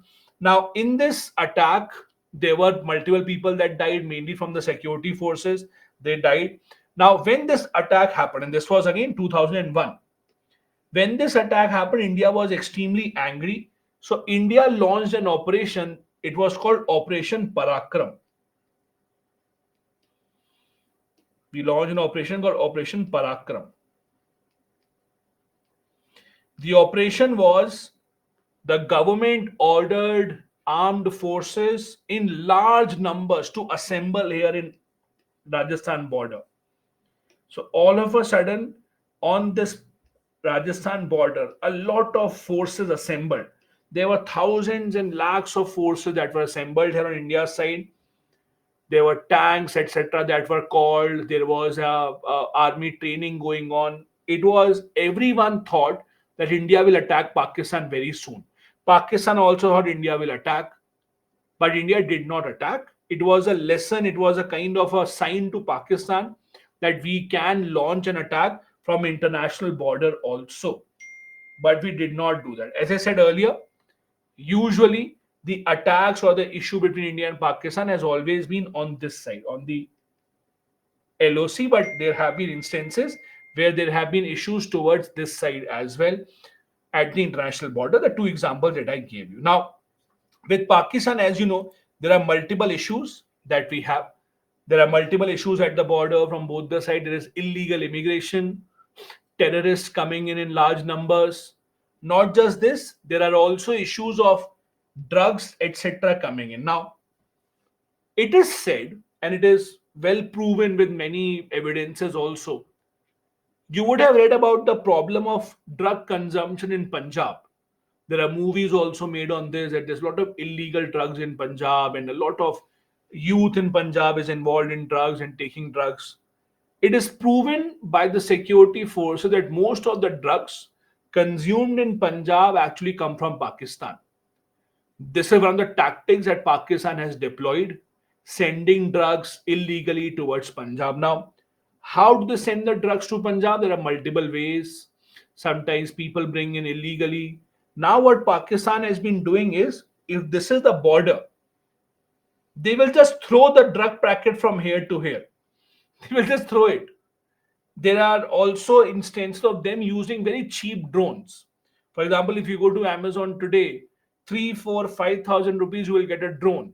So there are very cheap drones that come on this side of the border, drop the drug packet, and then they go away.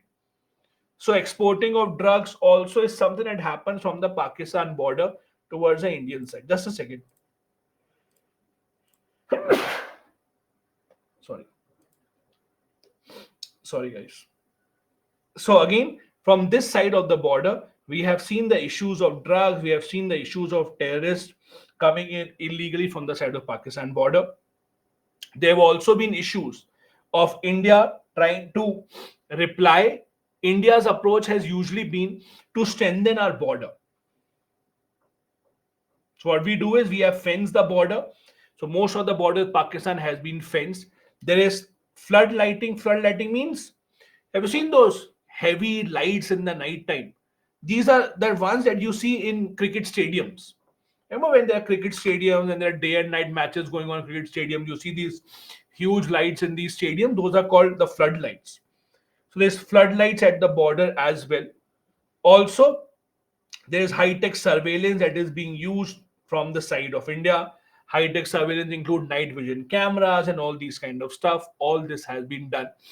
But again, there is no guarantee that you will be able to 100% stop any infiltration from coming in, although there have been multiple attempts that have been done from the side of India to strengthen our border preparation with Pakistan specifically. There are a lot of instances of tunnels being dug out, the tunnels that come in from one place to the other from across the border. These are being used illegally from people to come in from this side to the other side. Now also, this is something that is shown in movies, this is something that we see everywhere in social media, etc. All this is a very big problem with Pakistan, although situation is improving. There's a lot of investment that has gone in here as well. Yes, Vivek, the tunnel that are shown in Bajrangi Bhaijaan, exactly that. Knapsack are the bags. These are like bags used by the military. If you search on Google, it will basically does the normal bags that you use, the shoulder bags used by military. These are called knapsacks. So they're shoulder bags. Normal shoulder bags. If you Google, you'll see the photo. Normal shoulder bags that you use, basically on the two straps. Tell me this. Let me ask you a question. Let's assume India wants to keep an eye on the Pakistan border. Okay? We want to keep an eye on the border and we want to place a satellite, an ISRO satellite will be placed so that we can keep an eye on what is happening at this border. Tell me what kind of satellite would it be? What kind of satellite would it be? If we want to send a satellite to keep an eye on India Pakistan border, what kind of satellite would it be? What do you think?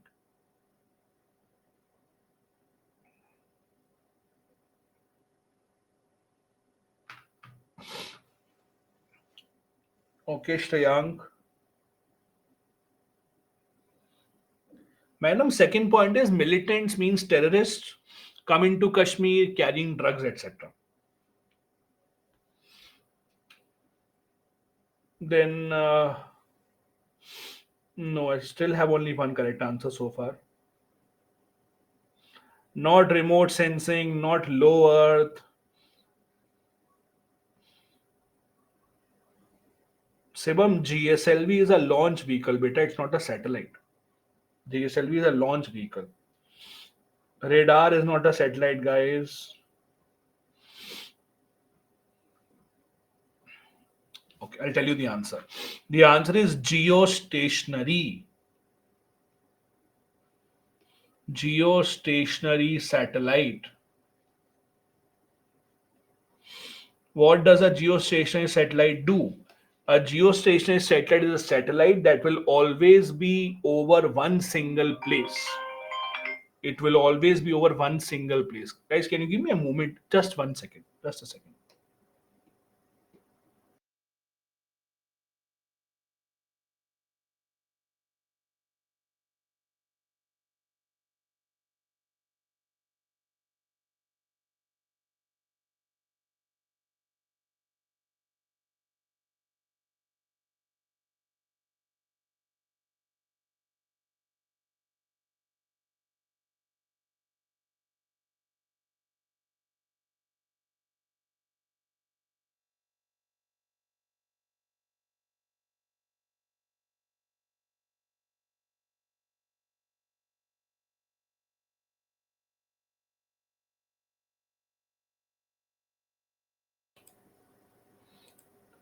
Guys, you'll have to give me 5-10 minutes of break. I think something urgent has come up.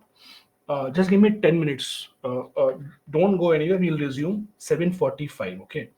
Something really urgent has come up. 7:45. Just be back.